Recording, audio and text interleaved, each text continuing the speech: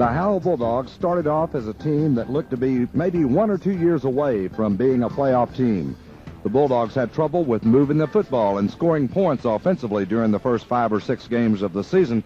However, the Bulldog defense played extremely well during that time period and kept their opponents within striking distance, which enabled the Dogs with 1 or 2 big plays on offense to win the game. While the defense was doing all of that, the offense was becoming more consistent, and the end result spelled playoffs. And Coach Joy McQueen joins me right now. And, Coach, does that pretty well sum things up for the Howe Bulldogs in 1990?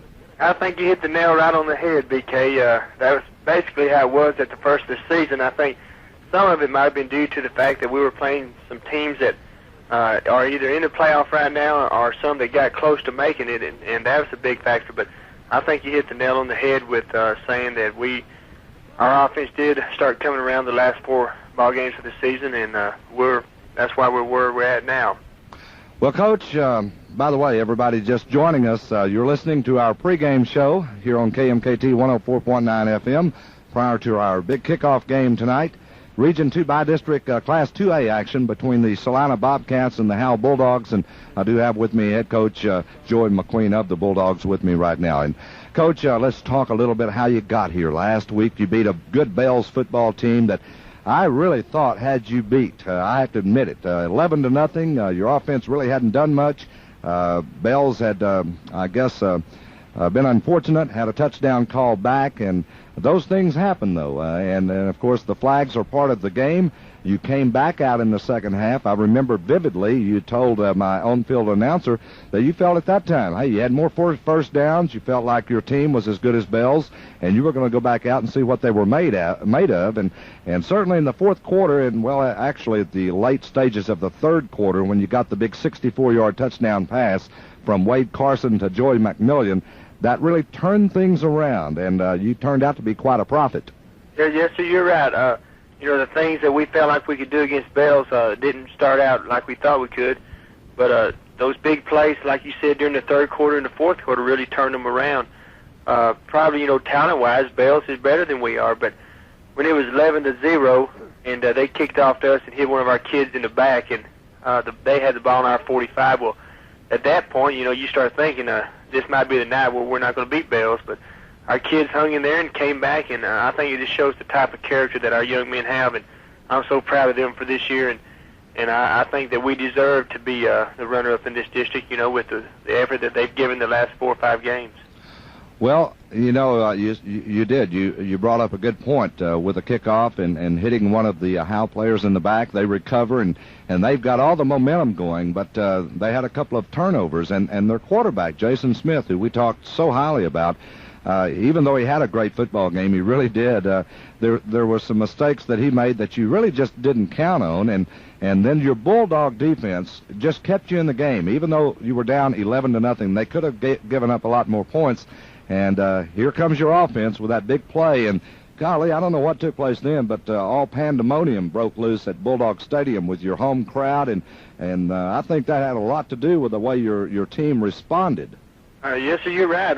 Of course, our fan support has been great all year, even on out-of-town trips. I don't think there's been one time that we haven't either been at home or out of town where we have not had more fans than the other team. Our fans just support us so well, and we're so proud of the fans of Howe, Texas. And not only do they support our athletics, they support our band and academics and everything. And that just shows the kind of community that we have. And I think with that kind of fan support, and like you said, when we scored that 64-yard touchdown, our fans got behind us, and our kids started getting together and saying that, well, we can do this, and they came back and did the job, and we're so proud of those young men and the community. All right, let's talk a little bit about Michael Bailey, who didn't see a lot of action in this ball game. And talking to your superintendent, Pete Simmons, at halftime, he felt like it really hurt the team because he had a lot of quickness. He can get through some holes where other guys can't, and took a little bit away from your running game. But, hey, these guys coming through for you like gangbusters. And I speak of one individual particularly. It seems like he just loves to get in under situations when the game's on the line, and that's Michael Ross. Yes, sir, you're right. Michael is, at the first of the year, we had him at a wingback position, which we don't rely on our wingback position to carry the ball a whole lot, just to block and catch the ball. But Michael has come on and been a backup really, and with Michael Bailey, and when Michael couldn't play the other night, Michael stepped in there, and you know, on our second touchdown we had that big long pass, and then Michael ran for about a 34-yard touchdown. And Michael's a senior, and he's done a great job for us. And I think he would, you know, tell everyone that his success has come from that offensive line, and we appreciate every one of them.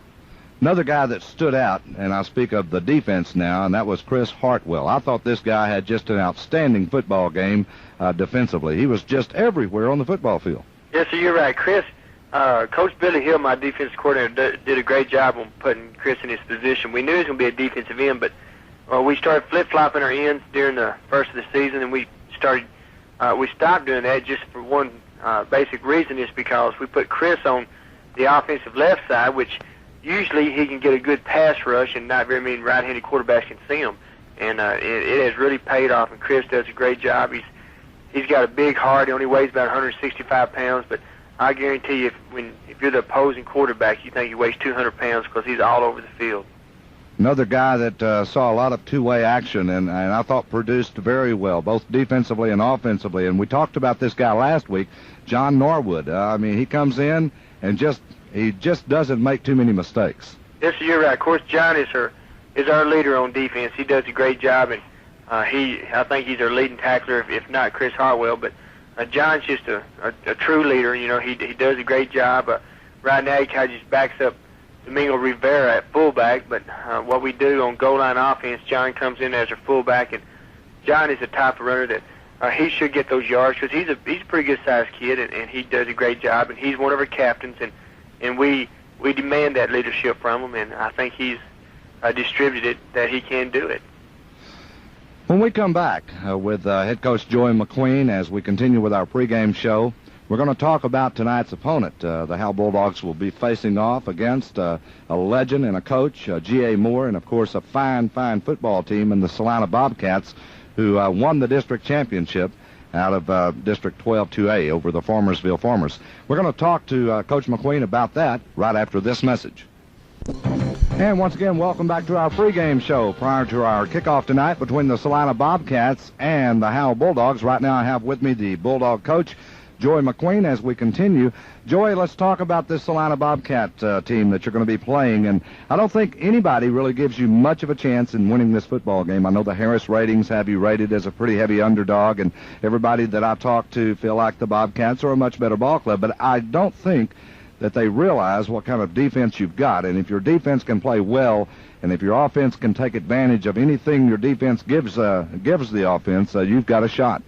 Yes, sir, you're right. And like you said, I don't think very many people give us a chance. The Harris rating has us picked the underdogs by 14 points, and that's probably a pretty good legitimate pick based on how they've been rated all year and how we've been rated. But, you know, we were picked underdogs to Bells by 9, and we came back and won. But Celina has a great team. They have a lot of quickness. They might not play the best technique in the world, but they do have 11 people offensively and defensively that will get to the ball. And we're just hoping if our defense can cause some turnovers, well, we feel like we can move the ball on them. I don't know if we're going to continuously do it or do it consistently, but we feel like we can take advantage of some of the things they give us. Well, your offense, I would classify it as a big play offense. I mean, you can score the quick touchdown almost any time. I haven't been able to see you actually drive the football and be consistent in doing it on long drives, but I have seen you several times pull off the big play just when the opposing defense feels like they've got you right where they want you. I think you're right on that, BK. You know, I guess this week I don't know if you'll see as many big plays because they're by far faster than we are, and so we're not going to break anything and just run past them. So we might break some for about 15 or 20 yards, but that might be considered our big play this week, but we will, take advantage of what they give us, and I think the people of Howe will be excited. You know, I don't think they can expect it to be a 14 or a blowout, and if it is, I'll really be disappointed because I think our kids have really prepared well this week, and I think we're ready. All right, now their offense is led by a quarterback by the name of Terry Burkhead, and I guess the good thing for you is the fact that it's pretty well known that their other quarterback, Stephen Dickey, injured himself in the Van Alstyne contest and will not play. So you've got one quarterback to worry about, and he more or less is their leader. I mean, he is their starter, but when it comes to the passing attack, Stephen Dickey is the better of the quarterbacks, according to what I hear. And, of course, Brockett is the better at running the offense with the running attack because of his quickness, and he also runs that option play so well. So that takes away one dimension of the offense for Celina that maybe you don't have to concern yourself so much about. You're right. Passing-wise, I think it does take away a lot. Terry Brockett's a quick quarterback. He's a smart quarterback, and they like to throw the ball. It's just that the films we've seen, they haven't thrown it very well. Not saying that they won't come out and throw 200 yards against us, but I really don't feel like they will. Our secondary's been playing great. We play a lot of man-to-man zone coverage, so I think we'll be excited about the way our kids play. The other dimension I guess they have, they're more than one-dimensional. They have a great fullback, and you can put two fullbacks in there, Damon Wilson or Melvin Bruce, and they do both a great job. And then they have two quick halfbacks in Mike Bruce and Chris Stelzer. So, we're just hoping that we can contain them, and we'll do some things that maybe will surprise them, and hopefully they won't break one on us if we're in the wrong gap or whatever. Well, you match up pretty well in size. I think their front line averages about 170 pounds a man. If you take away Mark Kissinger, the right tackle, who weighs 245, and that's a guy that they run behind quite a bit. So I guess Hartwell, if he's on that side, along with Daniel Williams, they're going to have their hands full. Oh, definitely. Anytime you get someone that size, well, even if they come off the ball quick, they can cause a pileup. And I think that Chris and, of course, our defense all year is not relied on technique where we're going to hit and try to read. We're trying to play gap defense where we're going to try to get through that gap and make something happen because we're so small, but we are quick, and I think that's one thing that's really helped us this year. All right, Coach, you and Coach G.A. Moore, I know, have taken your ball club up to Plano and had a practice session up there on the AstroTurf at Clark Field, and looking at it as maybe any advantageous situation for either team. I don't think it's going to favor either one of you too much because I think Michael Bailey, if he plays, he's going to have pretty equal speed with Mike Bruce and some of those guys, and so the AstroTurf may not be a big difference in this ball game. No, so I really don't think so. One reason why we wanted to play on it was because we didn't want to get caught up with a situation like was a week ago today, Thursday, with all this rain. And these kids we went down, like you said, and practiced on it Tuesday night, and our kids are so excited about just being able to play in a stadium of that size, and that AstroTurf is brand new, and we really had a great time. And I guess if we do have any advantage on our part, it would be Michael Bailey, but they have some good running backs that they could use it to their advantage. But we're looking at it as a game that we're just happy to be here, and I think we're going to really get after it and have a good time. All right, speaking of Michael Bailey, now how's he coming along? He didn't play last week. Is he ready for this ball game? And I know he's excited if he is. Yes, sir, he's ready. He got his stitches out on Monday, and he, of course, he wanted to play last Friday, but without a doctor's release, there's no way we're going to do that. And he's back, and I think we have everyone healthy. I don't think there'll be anyone out at the start of the game, and we're really looking forward to it with everyone back. Okay, offensively, your ball club led by Wade Carson. Are you going to try anything different, Coach, in terms of trying to maybe establish something early in this football game and get the advantage? Well, we'd love to have a kickoff and have them fumble, or our defense get an interception, run it back, or anything of that sort. But that we're going to take advantage of what they give us, and if it's giving us the short passing game or the long passing game, we'll do that. If it's giving us 4 yards at a whack on the running game, we'll take that. We're just going to try to do something that is going to be consistent and try to just keep our defense off the field and score some points, and then when they get on the field, hopefully they'll get us a turnover. But we're just basically going to take advantage of whatever they give us, BK. All right, Celina, and of course you played some very good football teams this year. Pilot Point. You've looked at both of these two teams on film. How would you compare Pilot Point, say, with Celina? I don't think there's really any comparison. Pilot Point is so much bigger, and they had the speed.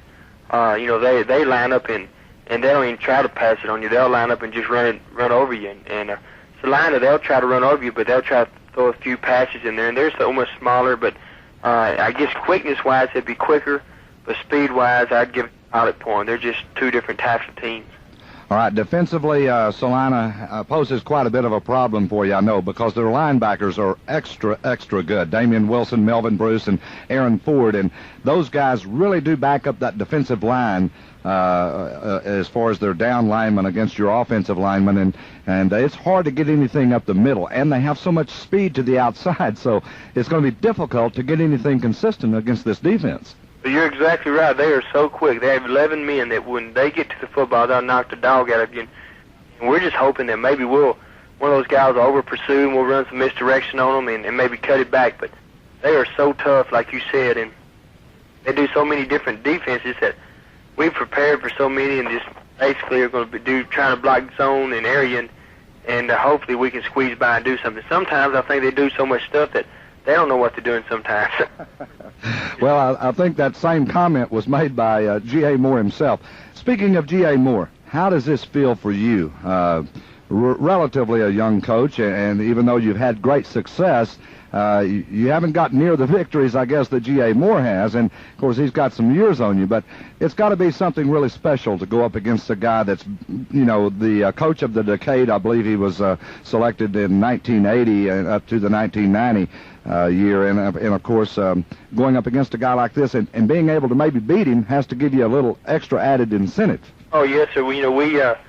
I respect Coach Moore tremendously. He, like you said, the record speaks for itself, and if I ever get that opportunity to be in that situation, I'll be happy, and I think that my career was, put forth, and I'd set the right direction and achieved what I wanted to. But with his record, he's such a great person, and I respect him tremendously with his dedication towards football and coaching and athletics. Well, you've got to look forward to him and try to pick some of the things up that he does, and hopefully, if we were lucky enough to beat Coach Moore, it'd be like the second feather in our hat. We started with it from beating Bells.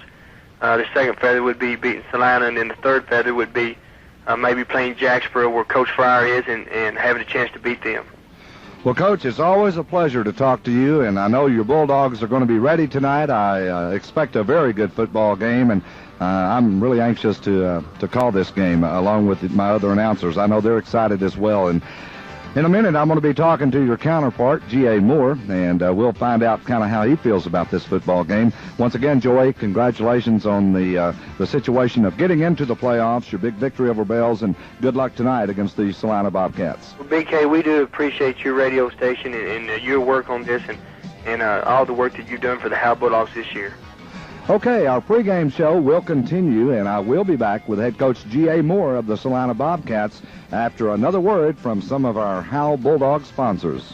And welcome back to our pregame show. I have with me now the Celina Bobcat head coach, G.A. Moore. And Coach Moore, again, glad to have you with me during our pregame show. Just got through talking to your counterpart, Joey McQueen of the Howe Bulldogs. And now it's your turn. We're going to talk about these Bobcats for a while.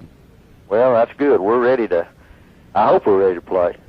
Last week, Coach, you had to go up against the Van Alstyne Panthers, and you would have had to be beaten by at least 14 points not to have gotten into the playoffs, but you told me prior to that football game you didn't want to get into all that. You just wanted to win the football game, and then where you would stand afterwards, and that's what your ball club did. They went out and took care of business, and everything kind of worked out for you. Well, we were pleased with the way we played, especially in the first half. I thought the kids played well, and, we got a lead, and we're able to hold on, and I feel like got by a good football team. Van Alstyne's got a good team. Coach, you had some injuries going into that ball game, but as it turned out, I think you got a couple of them back, but doggone, you lost one of your best football players in that football game. So I guess all in all, it didn't work out that well for you. Well, we're glad, that Melvin and Damian are back, but gosh, losing Steve for this week is just it really hurts. He's had such a great impact on our offense and our defense and our kicking game. I think he's probably one of the best kickers that there is in this part of the country, and when you lose somebody like that, it's hard to replace them. Matter of fact, you don't replace them. You just try to do the best you can with what you have, so it's going to hurt us. Well, Steve Dickey, of course, not only is a fine punter, and I believe he kicks off for you. He's your quarterback when you have to have maybe something going in the passing department. Terry Brockett certainly does a good job running the quarterback role, but there are times where you need to throw the football. I think you have maybe a little bit more confidence in Steve Dickey to get the job done with his passing arm and being able to maybe throw the ball a little bit better. Well, Steve's been throwing real well. We felt like that, that he's really doing great. He and Terry, are real good friends. They work together real well, and they just complimented each other real well, and it just gave people a lot more to have to work on and have to defend against. And we were real pleased with the way he was playing quarterback, and but that's just part of it. He was such a plus for our kicking game, and he was playing great defense. He's probably one of the best defensive linemen that we've got. So it's really a blow to us to lose him. Coach, in the first half against Van Alstyne, your team played about as good, I guess, as they could play. According to the score, anyway, I wasn't able to see the game, but you had a 20-0 lead at halftime, and looked like you might have been coasting a little bit after that first half. And then, of course, the third and fourth quarter, Van Alstyne did make a pretty good run at you, but I think that was after you made some substitutions and so forth, and that's when you got Dickey hurt as well. Well, we came out the second half, and we were, Melvin and Damien both played the first half, and we were just hoping that they wouldn't get re-injured, and fortunately they didn't. But we made the decision to take them out since we did have a good lead, and we were ahead 20-0, and actually it was, as far as Van Alstyne was concerned, it was equal to 34-0 because they had to beat us 14 for them to get in. So we felt like we were in pretty good shape from that standpoint, and we just didn't want to take a chance with those two. And then we came out the second half, and Steve got hurt on the first defensive series. We were going to start him at quarterback that second half, and so the last half, we made some changes, but Van Alstyne got extras too. They played well. All right, Coach. The ball game, of course, tonight against the Howe Bulldogs. Did that surprise you somewhat? I think everybody felt like Bells was going to win that football game, and I know everybody I talked to did. And personally, I thought they probably would too. But Howe's defense played so exceptional in the game, and their defense has played pretty well all year long, as a matter of fact. But did it kind of surprise you that you would be playing the Bulldogs instead of the Bells Panthers? Had you prepared either way? Well, of course, no. We hadn't even looked at either one of them, thought anything about either one of them, because we've had such a hard time getting ready for Van Alstyne, and we certainly weren't in by any stretch of the imagination. So we hadn't looked at them. The only thing that I knew is really what I'd read and what I'd heard, and that kind of led you to believe that Bells would probably win the ball game. But gosh, after hearing about Howe's defense, I think they just went back to prove that the first thing you do is play defense, and that's evidently how they won the ball game. They've got an excellent defense. Well, their defense normally has kept their offense in the game, I guess you could say, because during the game against the Bells Panthers, they trailed at one point 11-0, and then the defense, of course, came through and made a couple of big plays. The offense responded with a big touchdown, 64-yard pass play, and after that pass play, Howe just turned that game around and won it. I guess now looking at the Bulldogs, as I'm sure you have on film by now, they do represent a team that has a good defense, but has a big play type offense as well, as I talked to Coach McQueen about a moment ago. Well, their offense is, looks pretty good to us. We, I've looked at them on film, and gosh, they throw the ball well. Carson's is a good athlete.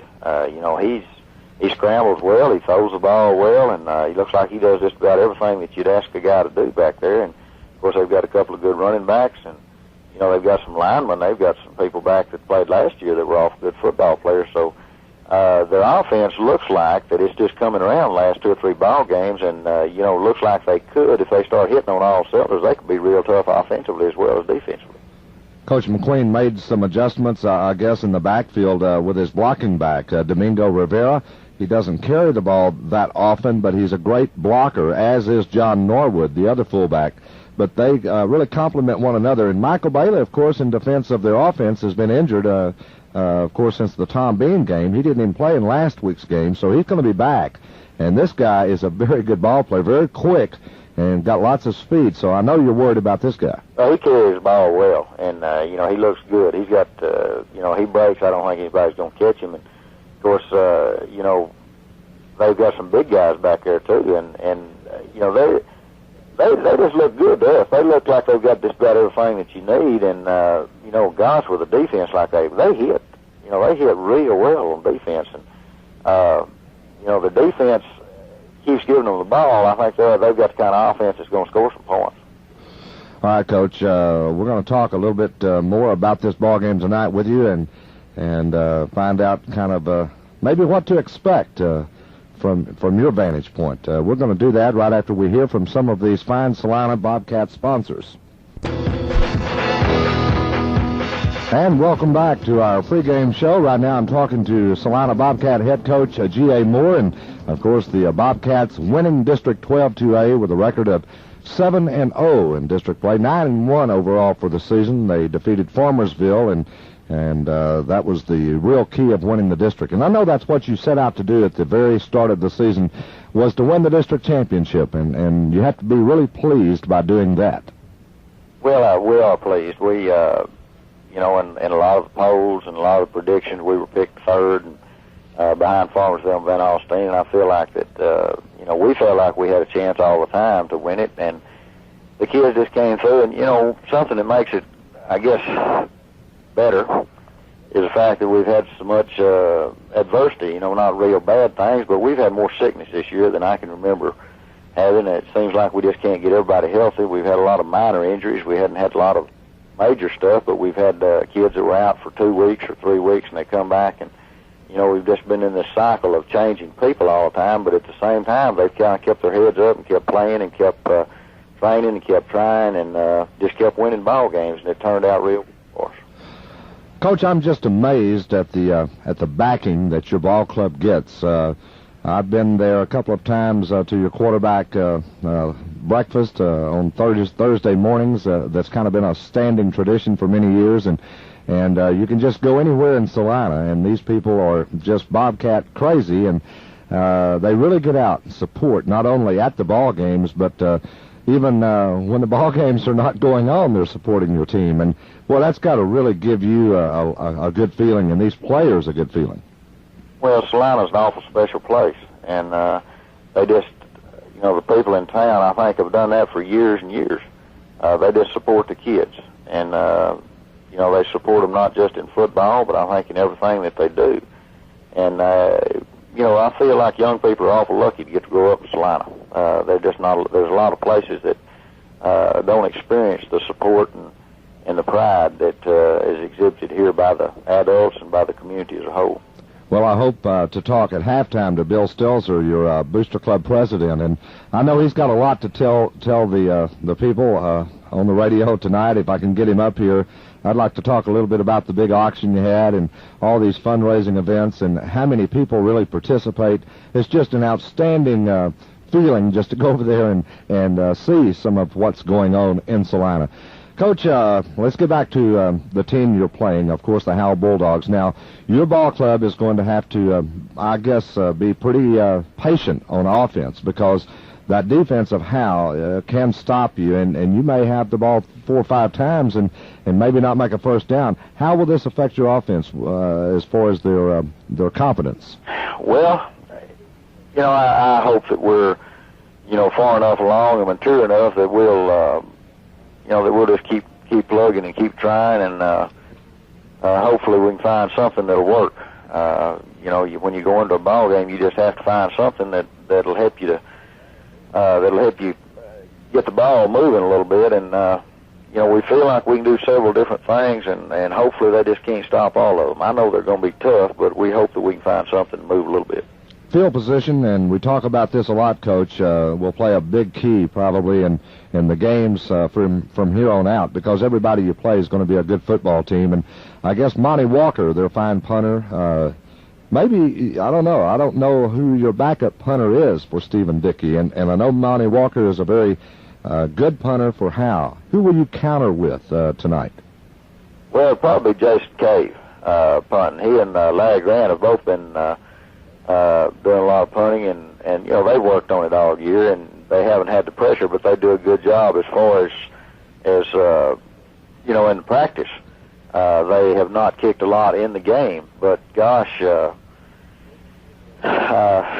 know, Steve does such an outstanding punter that it, you know, it's going to be a drop down no matter who does it. But at the same time, we feel like they're capable, and I think when they get a little experience, they'll be very adequate.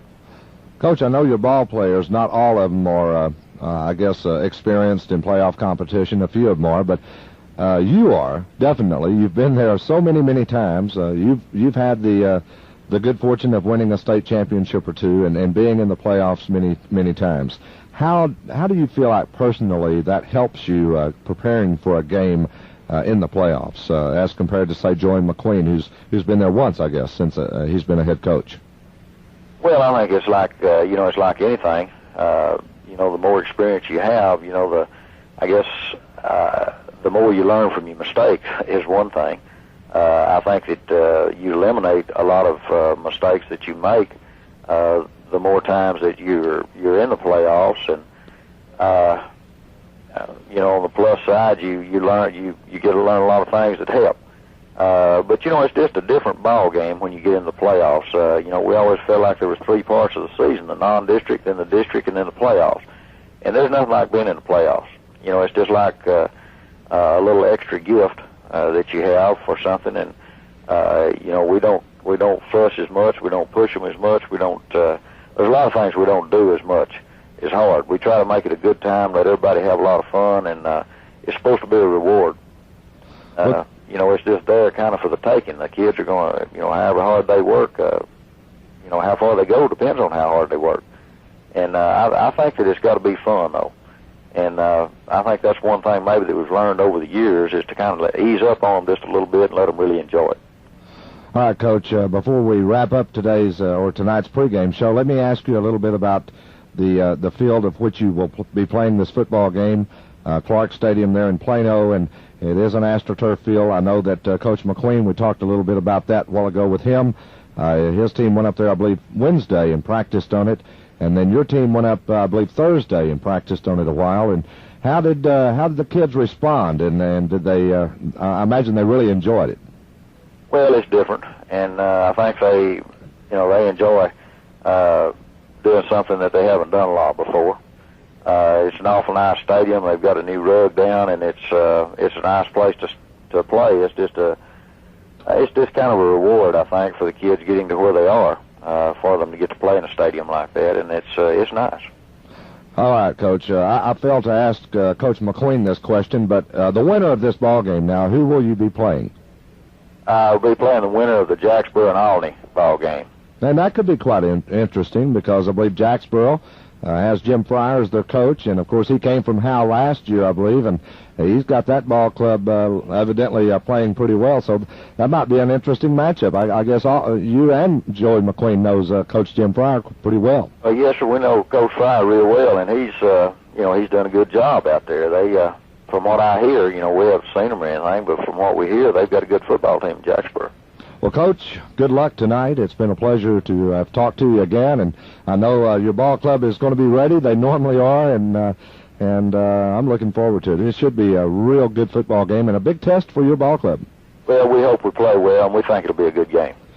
Okay, our pregame show will continue here in just a moment. I'll be back with tonight's starting lineup and the kickoff, and maybe, just maybe, we'll get the Howe Bulldog cheerleaders together to give us a big cheer for the Bulldogs, and then we'll go over to the Celina side, and we'll let the Celina cheerleaders have equal rights, and we'll hear from a big cheer from them. And hopefully we'll be able to do all that prior to kickoff. We'll be back right after these words. Live from Clark Stadium in Plano, Texas. I'm BK Lindsay along with Lynn, Burkhead. Craig Sisney is on the field, and Bob Sullins also joins me tonight as we get ready for this Class 2A bi-district football game between the Celina Bobcats and the Howe Bulldogs. Should be a great matchup between two fine schools. We've got a big crowd here for these two teams, and we're looking for a great ball game. Craig Sisney is on the field, and right after the invocation, we'll be going down to him and check that out.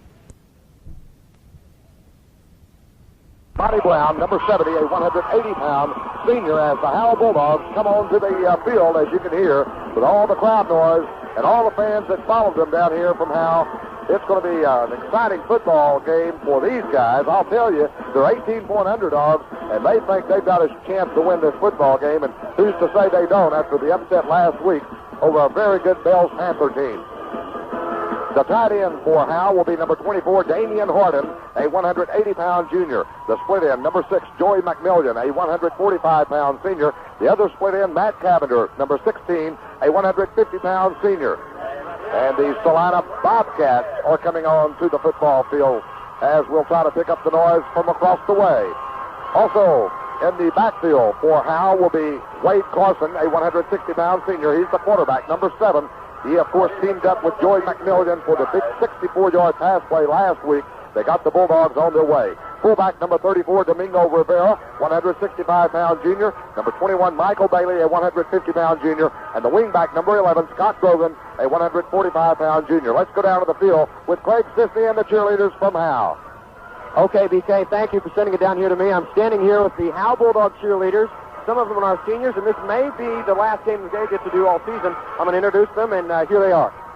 Kim Chambly, Sr., Marcy Wiggins, Sr., Belinda Hickson, Sr., Michelle Hickson, Sr., Paula Aguilar, Sr., Jennifer Troxler, Jr. Okay, and there you have it. Almost all of them are seniors, and here's their cheer for their Howe Bulldogs. Go, Howe! Go, Howe! Go, Howe! Go, go, go! Go, Howe! Go, Howe! Go, Howe! Go, go, go! And there you have it, the Howe Bulldog cheerleaders. Back up to you in the booth, BK. Thank you very much, Craig, and good job by the Howe cheerleaders. Now we have the alma mater, I believe. Is that right, Lynn? I haven't had a chance to talk to you yet. No, you haven't, BK. Let's see there. I understand you had a great game today. You pulled the Jackets through in fine fashion. I'm not sure we pulled them through, but yes, they did come through in fine fashion. 56-25 winners over South Oak Cliff. They'll face Dallas Roosevelt next week, but the matter at hand, Celina Bobcats and the Howe Bulldogs, and this is Texas high school football in its finest. Great crowd from Celina and Howe, and it's going to be a great game tonight. Number 10, Michael Ross. Number 16, Matt Cavender. Number 55, Jerry. The captains right now are meeting in the middle of the field as they get ready to flip the old coin and see who's going to receive this football to get the ball game underway. And while they're doing that, we're going to take this timeout break and hear from several of our many sponsors making this broadcast possible tonight. All right, and welcome back once again to Clark Stadium here in Plano. Howe band just now playing the national anthem, and I got so busy a moment ago with the starting lineups, I thought that I had passed the national anthem up, but that was the alma mater for one of the two schools, and I'm not sure just which. At any rate, we're going to be talking with the Celina Bobcat cheerleaders here in just a moment, or at least introducing themselves and also giving a big cheer for the Bobcats. As the Howe Bulldogs, Lynn, did they win the toss? Celina Bobcats won the toss. They deferred their option to the second half. Howe will receive the football. They will receive it at the north end. The Bobcats will defend the south end. And got the officials for tonight's game. The referee, Bill Mitchell. The umpire, Dickie Dunn. Linesman, Ed Ramirez. The field judge, Tom Fox. And the back judge, Scott Miller. And the statistician for this by-district football game, Steve Selvey. And a by-district game, a crucial one between the Howe Bulldogs of 11-2A, the runners-up at 6-4, 5-2 in district play, and the champions of District 12-2A, Celina, 9-1.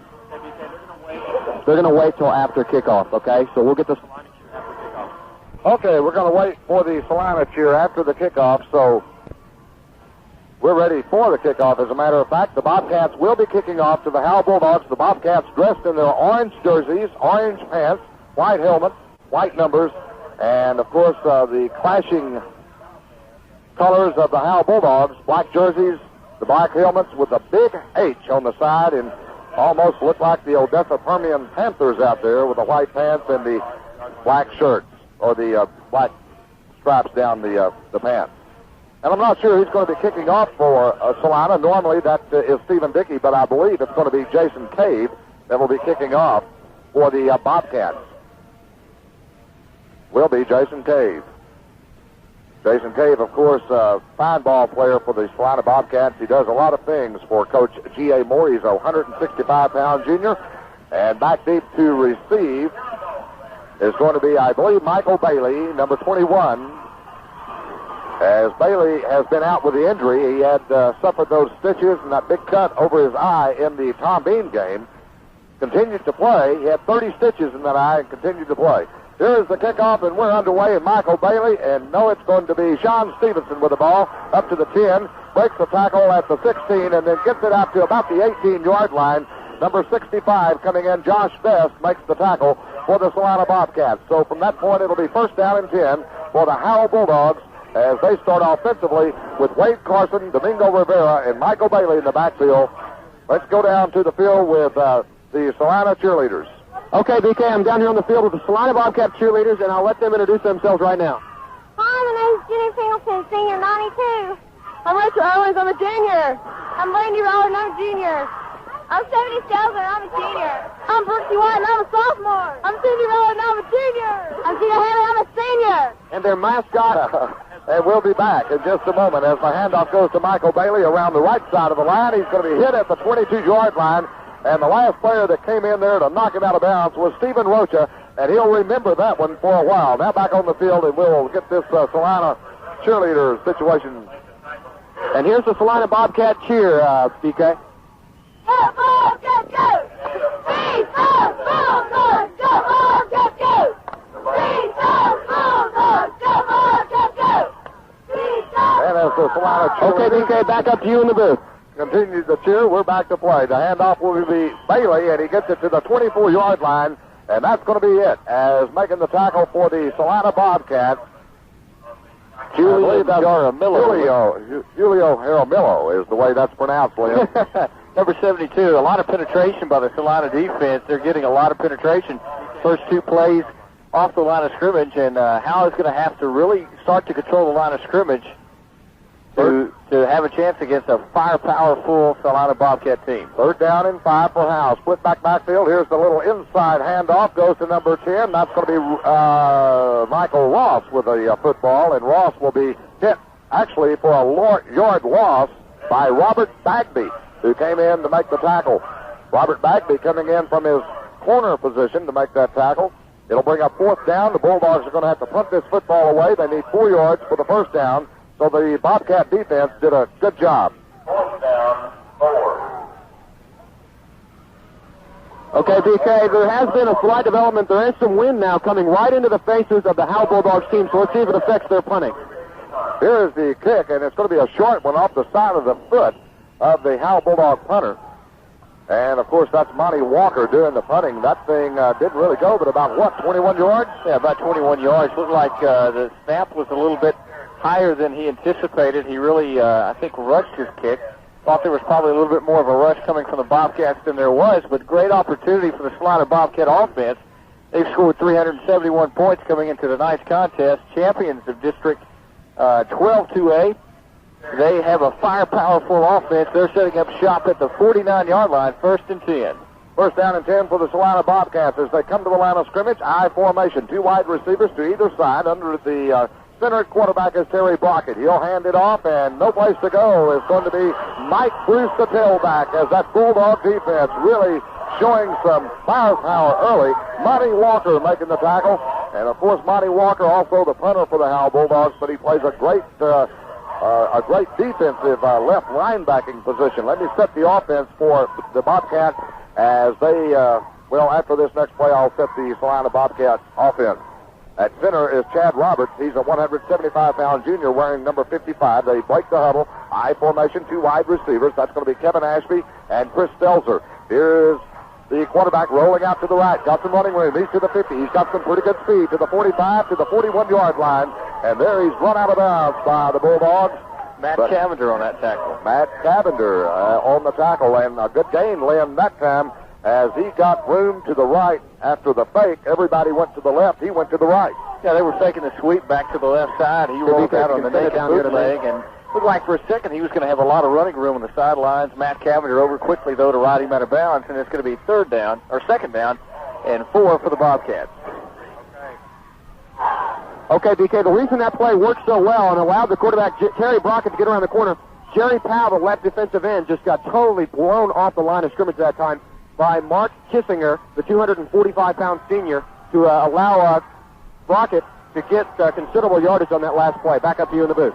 Dan Burkhead coming to the near side as a wide receiver. High formation, delayed draw. Here's a big hole, but he was tripped up just as it was about to be some big yardage made by Mike Bruce. Somebody, Kevin Gray, I believe, was the tackler on the play, and wow, that was a very, very good defensive play for the Howe Bulldogs, because had he got through that tackle, Mike Bruce might have been to the end zone. It'll bring a 4th down and 2 for the Celina Bobcats.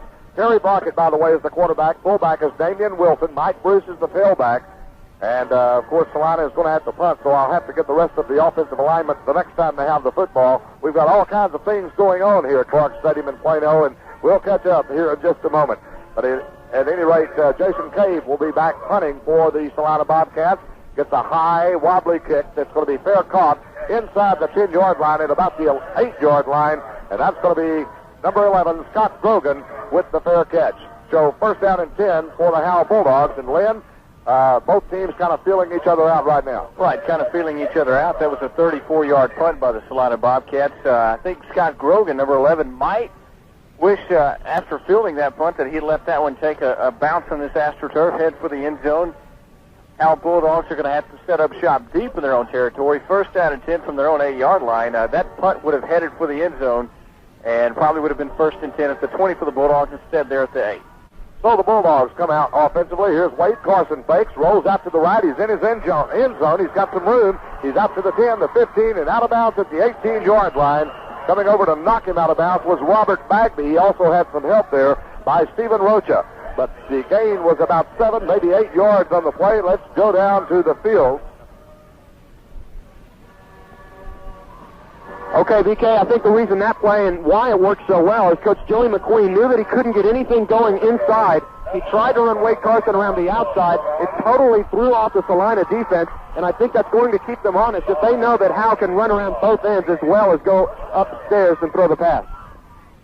And, of course, that's Craig Sisney, our sideline announcer, making that observation. Here is the Howe Bulldogs offensively, handing it off. Domingo Rivera looked like Lenny had a hole at the left tackle or the left guard, and he elected to take it outside, and the Celina Bobcats, Mike Bruce, was there to make the tackle. He elected to go outside, Jake.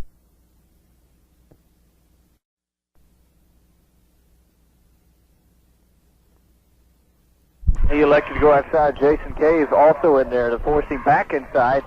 And tough going for the Howe Bulldogs early on. I tell you, the thing I'm most impressed about with early on, I haven't seen either one of these teams play this year, it's the speed that the Celina Bobcats have defensively. Things look like they're going to blow wide open for Howe, but the Bobcats have just incredible speed to get to the corners and contain. Chris Hartwell is the center for the Howe offense as he gets over that football. Here's the quarterback, handoff, right up the middle, goes to the fullback. That's Domingo Rivera, and he'll only get about a yard on this play as, again, it was Melvin Bruce. I have called Melvin Mike for the last couple of plays, but it's actually Melvin Bruce. Melvin Bruce in there, a host of orange jerseys. Celina coming with everything they had that play. Only one guy back to protect deep. They were blitzing all the way. And the Howe Bulldogs facing 3rd down and long, unable to get anything generated offensively here in the early going. We got 7:44 to go in the first. 3rd down, 11 for the Bulldogs. Carson rolls out to the right, wants to throw. Cocks the arm, now brings it down. He's got some running room across the 30 to the 31. He gets the first down with a couple of yards to spare. And a good hit was made, though, by the Celina Bobcats. Again, it was Melvin Bruce coming over to make the tackle. Down here. Okay, BK, I'm standing here on the sidelines with one of the Celina fans, Randy Howard. Randy, the Howe defense held your team on the last series 3 downs and out. What do you think the rest of the game looks like? Can Celina pull it off? I think Celina needs to keep to establish the running game and then open it up with a passing game after that. The defense is trying to hold on right now. The quarterback's getting outside on us. We need to work on that. Thank you for your time, Randy. Back up you in the booth, BK. All right, back to play we go. Howe 1st down and 10. Quick handoff. Domingo Rivera will be hit immediately as he gets the football. It's going to be number 70, Jason Cave, on the tackle. And a good play that was by the young lad there from Celina as he brings him down for about a yard loss. And again, Lynn, this quickness for Celina and their defense is really showing great dividends here in the first half. It really is showing great dividends, but the Bobcats are very much overloading the line of scrimmage. They've got 10 guys at the line of scrimmage and a quick pop across the middle, and it's a foot race for the goal line. I think Howe Bulldogs are going to have to do some throwing across the middle in that soft spot. Second down and 10, 6:57 to play first quarter. No score in this ball game. Big by-district game. Handoff, Domingo Rivera again, and he'll be hit for only about a 1-yard gain. And this time it's going to be Robert Bagby on the tackle for the Celina Bobcats. Would like to mention our sponsors making the broadcast possible from Howe. It's Northland Cable, Howe State Bank, Howe Booster Club, Magnafab, Sherman Steel Company, Howe Concrete, Jerry Justice Siding, Tommy Mart Stores, Welburn Music, Popeye's Famous Fried Chicken, and Grayson Sports Medicine. Want to thank all of those sponsors from Howe, and I'll get the Celina sponsors after this next play. As the Bulldogs are up to the line of scrimmage, third down and 9, ball at the 33-yard line. Here's Carson, drops back, throws downfield. He wants to hit a receiver out there that was open, and that was Damian Harden, who was open around the 35-yard line. The pass was there, Lynn, and went right through his hands. Oh, he's going to have nightmares about that for the next few days. That was right in his hands. It would have been a great catch at the 35-yard line deep in the Celina territory. As you mentioned, it goes right through his hands.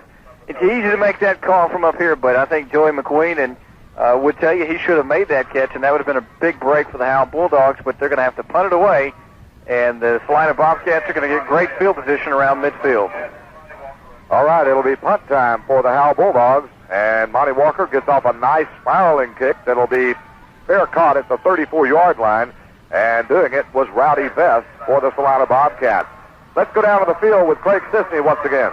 Okay, BK, on that last play, that pass that Wade Carson threw, it was on the money. His receiver, Damian Horton, had it in his hands.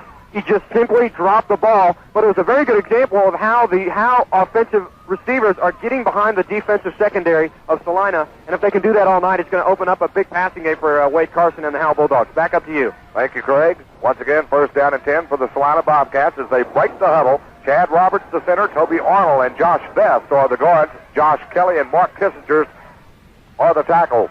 And we have flags on this play before it could get underway. Probably illegal procedure will be the call against Celina. The tight end will be Ryan Matt. The split end, Kevin Ashby and Chris Stelzer. The quarterback, once again, Terry Brockett, Damian Wilson, the fullback, and Mike Bruce is the tailback. Melvin will play some fullback also for the Celina Bobcats tonight.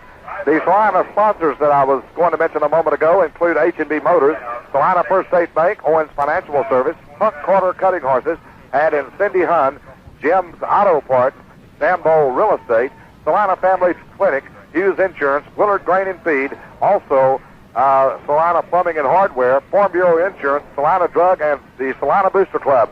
Here's Brockett, fakes, rolls to the left, throws downfield, and he had a man, but well, I don't know. I thought there might be some pass interference there, but the referee said no, there was not. Ryan Mask was the intended receiver, and the defensive player for the Bulldogs made a great play. Let's go down to the field with Craig. He was in a pretty good position to see that one. BK, on that last play, Ryan Mask, the 200-pound senior tight end, was wide open across the middle. We just saw a beautiful defensive play by the secondary, the Howe defense.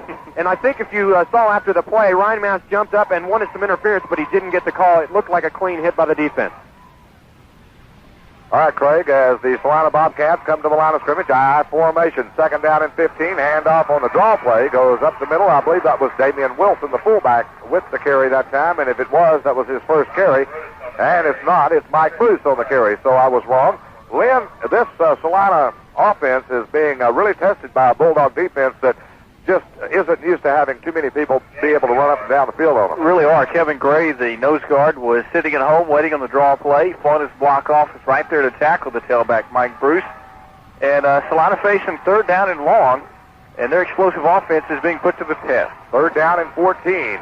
5:24 to play in the first quarter. Here's Brockett rolling to the right, being chased, being rushed. He throws. He's got a man, but he dropped it. Right in the breadbasket was that pass. However, it would have been far short of the first down. Mike Bruce just dropped that pass, Lynn. Yeah, he just dropped it, but Terry Brockett, the quarterback, was really trying to unload it in a hurry. He had all kinds of black jerseys coming from the right side. Kevin Gray, the nose guard, and Jared Powell coming in, putting all kinds of pressure on him. And I don't think the receiver downfield really knew it was coming his way. I don't think that was the play intended. I think the quarterback, Brockett, was just trying to get rid of the football. Celina going to have to punt deep from their own territory. Great opportunity for Howe. All right, once again, it'll be, I believe that's Jason Cave doing the punting and standing inside his own 20-yard line. Gets a good snap. Punt on the way, short, wobbly, end-over-end kick now as he hits at the 40 and will roll out of bounds at about the 39-yard line. in Bulldog territory. Let's go down to the field once again with Craig Sisney. BK, I talked earlier before the game started to head coach Joey McQueen of the Howe Bulldogs, and I asked him, what do you think it's going to take to keep your team in an even Steven with this powerful Celina team? And he said it's got to be our defense to keep us in the game. And so far, his young Howe Bulldog defense has done an outstanding job in holding the Celina Bobcats to just very few yards and not getting that passing game started. Thank you once again, Craig. 31-yard kick that time by Jason Cave as the Bulldogs take over offensively for the third time tonight. 5:10 left to play in the first quarter. Bulldogs up to the line of scrimmage, high formation. Two wide receivers to either side as Wade Carson looks over that defense. Will take, hands it off, and here goes Michael Bailey. He gets to the outside, to the 40, the 45, breaks the tackle to the 48-yard line. And that's the Michael Bailey the Bulldogs missed last week against the Bells Panthers. Rowdy Best on the tackle, but not before Bailey picks up 8 yards. That was the best play of the night, running-wise, I guess, Lynn, for the Bulldogs. Yeah, Jason Cave was also in there for the Bobcats.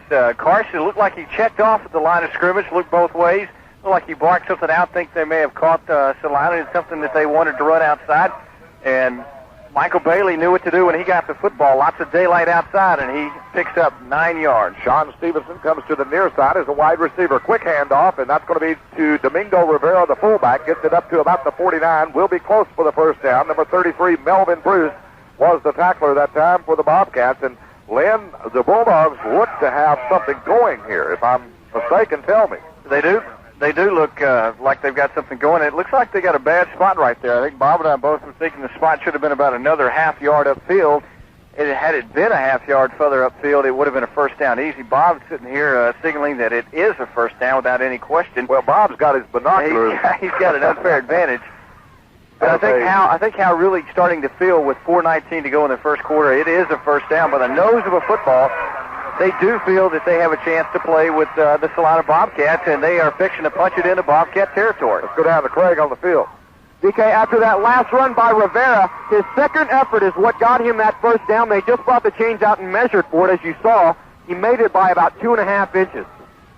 All right, as we go back to play, the Bulldogs to the line of scrimmage. Wade Carson, the quarterback, split backfield this time. One wide receiver, man in the slot. Fumble on the handoff as he tried to get it to Michael Bailey, and they had a little bad exchange of the ball there, and just to make sure that nobody could get it and pick it up and run with it, Jason Cave was right there to fall on Michael Bailey. A little miscommunication there, Lynn. Yeah, it looked like he just came up out from under center before the ball got there and never had control of it. He did a great job to fall on the football and lost 2 yards in the process, but second down and 10 for the Howe Bulldogs. This is their best offensive threat of tonight. Second and 13, actually, there was a 3-yard loss on the last play as Carson running for his life as he wanted to throw the football, rolled to his right. The intended receiver downfield was Domingo Rivera, the fullback, who had kind of he was trying to find a little open area there, but the great defensive play by the Celina backs just didn't allow anybody to get open. He had to throw that one away. Yeah, he had to unload that in a hurry. A lot of pressure in the secondary. Melvin Bruce rolled out of bounds into one of the Howe Bulldog coaches and just about took him out of the ball game here early on. But Howe's facing third and long, and it would be a great momentum booster if they could pick up a first down here. 3:28 to play in the first quarter. Howe up to the line of scrimmage, third down, 12. Here's the quarterback rolling out to the left. Throws downfield. It's going to be way short. The intended receiver out there was Joey McMillian up around the 45-yard line in Celina territory, but it fell short, and it will be another punting situation for the Bulldogs. But, Lynn, the Bulldogs are like this. They will just kind of use their defense for their advantage, and as we can look here, the field position seems to be favoring the Bulldogs now. It seems to be favoring the Bulldogs, but they are 0 for 3 in third down conversions. And I tell you, I'm really impressed with Melvin Bruce, the middle linebacker for the Celina Bobcats. Boy, he really did a number on the fullback. Here's the kick by Monty Walker. Gets this one off in fine fashion. It'll bounce at the 20. And there, Rowdy Best will field it and be hit immediately by the Bulldogs. Gerard Kilo down to make the tackle for the Bulldogs. Just as Rowdy Best got that football, he was hit in the midsection. But give Rowdy Best credit, Lynn. Had he not fielded the ball, it could have been down inside the 10-yard line. Yeah, Hal had a lot of pursuit downfield on that punt, and they would have fielded that punt, no doubt about it, within the 10-yard line. That was a 38-yarder as it was, but it could have rolled down. It ends up at the 15. It could have rolled down inside the 10 or 5-yard line. Hal all over it, but a little bit of a dangerous play right there, and Celina comes away with a football, but Howe could have really had something big right there. Anyway, Celina coming up to the line of scrimmage. I formation for the Bobcats. Here is the quarterback, Brockett, hands it off to the first back through, and he's going to be hit in the backfield. That's Mike Bruce. Boy, Mike Bruce has just had no place to run in this football game. Let's go down to the field with Craig Sisney. Okay, that's a little better, but the wall behind you. Okay. At any rate, we're trying to communicate down on the field, Lynn, with Craig, and sometimes we have a little problem with that because we're having to use hand signals tonight. This is a big stadium, and it's a big crowd, lots of different colors around, and he's having a tough time seeing us up here in the booth. That was a lot of penetration by the Howe defense, setting up second and long. Full house backfield this time for the Celina Bobcats. Two wide receivers, flags on the play. Too much time, I believe, is going to be the call against the Bobcats, as they took a little bit too much time in the huddle. Let's go down to Craig Sisney and see what evaluation that he may have. BK, a very important sequence of events taking place down here on the field. If the Howe Bulldogs can keep the Celina offense pinned down here deep in their own end of the field, it may wind up the Howe Bulldogs getting the ball in Celina territory, which would be very advantageous, because if you have a team deep in its own end of the field and you can keep them there, it's very difficult for them to get the ball punted out of their own end zone, especially on artificial turf. So you really have to try to keep this team on offense down deep in their own end of the field. 2:14 to play. Celina faced with a big play here as Brockett rolls out to the right, throws downfield. He's got his receiver across the 15-yard line, and that's Ryan Mass, the tight end. Damian Horton coming in there to make the tackle. 2:02 left to play in this first quarter. No score. Bob Sullins just showed me some stats, Lynn, that's amazing. The Bobcats, prior to that play, had only 7 yards in total offense. Only 7 yards of total offense. A little amazing to believe a team that scored 371 points in the regular season would only have 7 yards of offense, but that is the case. And they're facing third down and long, 3rd and 9 actually, and they really have yet to show the explosiveness that have made them the district champ. Here's Brockett back to pass, being rushed, throws it away. It was intended for Ryan Mass, come around the 20, but boy, was he getting pressure from that Howe defense, led by number 56, I believe that was Daniel Williams, who came in there and really just did a number on the quarterback, Terry Brockett, who had no chance to get that pass completed. BK, that was a very critical 3rd down conversion that Celina really needed to make. Although it was 4th and 9, they really needed to make it, and the reason they didn't, Jerry Powell and his teammate Daniel Williams were right in the face of the quarterback, Terry Brockett, and made him hurry that pass. Jason Caves back inside his own 5-yard line to get this punt underway, and boy, the Bobcat offense has just been stymied by this Bulldog defense. Here's the kick, and it's not a very good one as it goes off.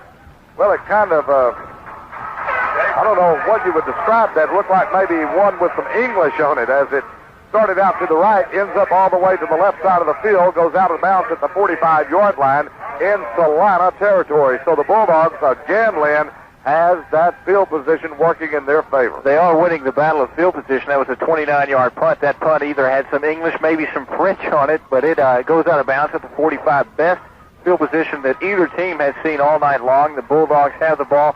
1st and 10 at the 45. In the playoffs, these are the type of situations you've got to take advantage of. Wade Carson has them in a wing set as they come to the line. Here's a little reverse, and it will go to number 24. He was set up in the slot that time for the Bulldogs. That's Damian Harden, and the Celina Bobcat defense read that one well. It's going to be a loss of about 2 on the play and bring up 2nd down and 12 for the Howe Bulldogs.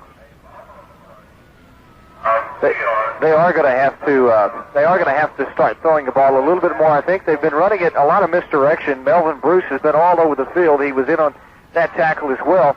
A lot of soft area there in the middle, right at the 40-yard line. I think Howe could do well to take advantage of that. 44 seconds left to play first quarter. Here's Carson, wants to throw downfield, and that one was closer to a Celina Bobcat defender than the intended receiver. That was intended for Sean Stevenson, and I believe it was Rowdy Vest or either Stephen Rocha back there. I think Rocha almost had the interception, Lynn. It was Rowdy Vest, and he came very close to making that interception, rode out of bounds at about the 33-yard line. That's the type of pass, anybody that's ever played any baseball and you've ever gone to throw a baseball toward a base or toward the home plate, it just rolls off the fingertips. And I think that's exactly what happened to the quarterback for Howe. Wade Carson just rolled that pass out. Here's Carson rolling out to the right. Now, it looked like he wanted to set up the screen. Now he throws, and it is complete to Domingo Rivera, but it's going to be a loss of about 5 yards as Jason Cave was there on a great defensive tackle there for the Celina Bobcats, but that play just didn't look good from the get-go, Lynn. It looked like they were trying to set up the screen, and the Bobcats kind of held on and didn't come in with a big rush as much as they should have. Let's go down to Craig.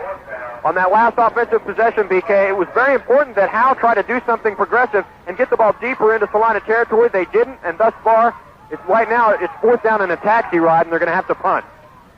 And I'm not sure that they'll get this one underway before the end of the first quarter. They do. A high spiraling kick that Rowdy Best will let go, and it's going to roll inside the 10, the 5. Can the Bulldogs get there? I believe they did. They did. They downed the ball at the 1-yard line, and that was a great play. I believe it was number 82 for the Bulldogs down there who was running toward the goal line, jumped into the end zone and knocked it back out. It was Gerard Kilo who did the honors there. Yeah, Kilo number 62 did a great job going downfield with the pressure. Ball was heading in the end zone. He dove off his feet, threw the ball back into the field of play, and the Bulldogs down it at the 1-yard line. Great opportunity BK, the special for the Howe teams Bulldogs. of Howe are doing a fantastic job. At the end of the first quarter, they just made what was a very important play, just like the last series when they kicked the ball deep down into Celina territory, by downing the ball inside the 5-yard line. Okay, we're at the end of the first quarter. No score. We'll be back after this time. You're listening to Celina Bobcat football and Howe Bulldogs football on KMKT.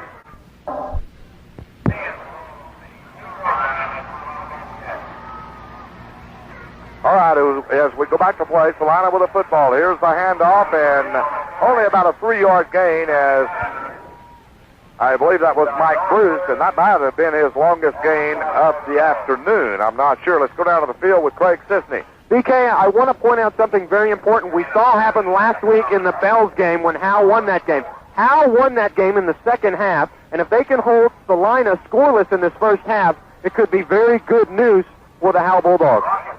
Celina coming up to the line of scrimmage. Here's Brockett, hands it off, and this is going to be a good run up to the 10, the 15, the 20, the 25, the 30. He may not be caught. It's going to be a touchdown for the Celina Bobcats. Chris Stelzer will go all the way. 10-5 touchdown Bobcats. 96-yard run by Chris Stelzer.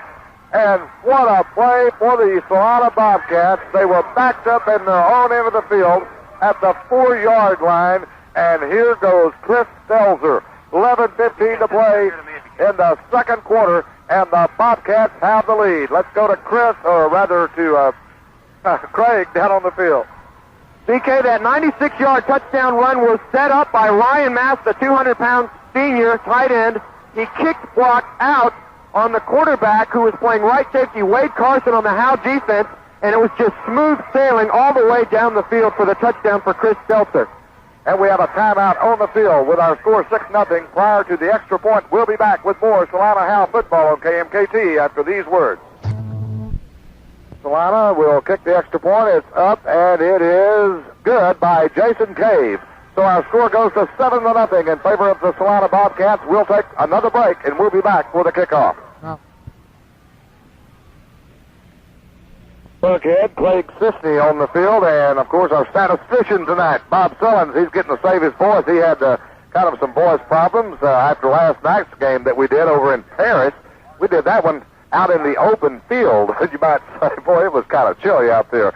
Gunner Tigers winning that football game, by the way, 17-7 over James Bowie, and they advance into the next round of play, and against the Munster Hornets, by the way, if you haven't been up on that. Munster winning that ball game. Munster, one of the only two teams to beat Gunner so far this year. Right now it's 7-0 Celina here in this big Class 2A by-district battle as the Howe Bulldogs now will be fielding this football on the kickoff by Jason Cave.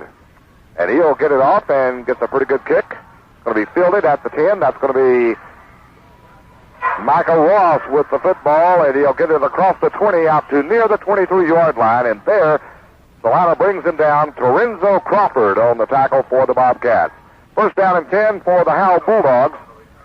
Trailing in this football game 7-0. Lynn, what's the Bulldogs' strategy now? I think they're going to have to keep from getting rattled. That was an incredible touchdown run by Chris Stelter, 96 yards. We were talking in the break. That's the longest that I've seen. That's the longest that Bob's seen. I think you said that was the longest you've seen. They're only down 1 touchdown. There's a lot of time left to play. They're just going to have to keep playing hard and stay in the ball game. Here's the handoff. Michael Ross trying to get to the outside. Now cuts it back inside. He's got some room. 20, 25, 30, 35, 37-yard line. Michael Bailey with the carry. And Bailey is some kind of a guy that the Bulldogs missed for a week or so there. Without his presence there and his extremely good speed, then the Bulldogs lack a little bit. But with his speed back there, hey, this team can come back in a hurry. Melvin Bruce on the tackle. He showed a lot of poise running the football there, cut it outside, then saw a seam inside, cut it back to the inside, picked up a big first down, big yardage for the Bulldogs. It would be a big thing for them to take this football, drive it down the field, and punch it in and tie this football game up. Wade Carson, the quarterback, has him in a split-back backfield, 2 wide receivers. Here's the double fake, and now Carson wants to throw. Flags down, throws, got a man. Domingo Rivera drops it up around the 45-yard line. Good defensive play that time made by Stephen Rocha. But there is a flag, and it's going to go against the Howe Bulldogs. Lynn, what about it? Looks like it's going to be holding. Stephen Rocha really gave a shot to the Howe receiver out there, number 34, Domingo Rivera. And the ball really didn't have an opportunity to be caught. Rivera paid the price for it. Really got a shot coming in there. Waiting on the official signal. It is going to go against the Bulldogs. And it is holding against the Bulldogs. Let's go down to Craig Sisney. Bulldog players, they're talking like it's no big deal, so big deal. Celina scored 7 points. We came back down 11-0 to Bells. We can do anything at this point. We got to the playoffs, so it's no big deal being down 7-0 to the Celina Bobcats. Howe Bulldogs still very positive. Yes, they are. I'm sure they are. After trailing 11-0 last week to the Bells Panthers, they came back and won it by a score of 12-11, and I'm sure that's still in their mind that they can do the same thing here. Quick handoff. Michael Bailey breaks the first tackle, gets it across the 30 to the 32, picks up 4 of the penalty yardage that was stepped off a moment ago, and of course he will pick up about 4, maybe 5 on that play. It'll bring up second down, and should be about 15. Again, Lynn, he showed good balance. And he's not a big guy. He breaks tackles pretty good, too. No, he's not a big guy. He does a great job breaking tackles. He's got 5 carries for 33 yards. Shows a lot of great vision on the field. That's the thing I'm impressed about, but going to have better production by the offensive line. Here's the quick handoff. Right behind the blocking of Monty Brown and Damian Harden on the left side, and I'm not sure who the ball carrier was that time. It was Michael Bailey, number 21, carrying the football that time. Craig? DK with a 3rd down and 12 yards to go. I would probably expect Wade Carson and head coach Joey McQueen to opt for maybe a passing down right here because they need a lot of yardage to get that a very important first down. 3rd down, 12. Let's see if they do pass. 9:22. Here's Carson rolling to the right, being chased. Gets out of a little bit of a jam. Now he's in another one as he rolls to the left. And he's going to be pushed out of bounds at the 35-yard line. Coming over to do the honors was Adam Mack. And it will bring 4th down and 10 for the Howe Bulldogs. I'm very impressed with the Celina Bobcat defensive line. They're getting tremendous penetration. They're blowing the Howe offensive line off the line of scrimmage. The linebackers able to pursue down the field. Aaron Ford was also in on that, was forcing the quarterback to go wide, and Howe not able to do anything offensively really tonight. They've had some great opportunities, just hasn't worked out for them, and the big play is the difference in the game so far. Monty Walker, standing at his 23, will get the punt away and gets a wobbly kickoff that's going to be down to the 29-yard line, taken there by Rowdy Vest. Makes a little move to the left, now comes back to the right, and will be run out of bounds there at the 33-yard line. That's going to be Clint. Nope, that's going to be Monty Omer. Monty Omer riding him out of bounds, and did a good job in doing so. Ball's going to be 1st and 10 at the 34-yard line. That was a 34-yard punt and about a 4-yard return. So with 9:02 to play in the first half, the Bobcats have the lead at 7-0. They got that a moment ago on a 96-yard run by Chris Belzer.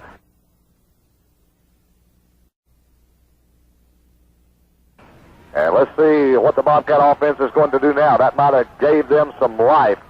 I formation as they break the huddle. 2 wide receivers to either side. Terry Brockett, the quarterback, will take. Handoff. Here's a good hold by Mike Bruce as he follows the blocking by Josh Best.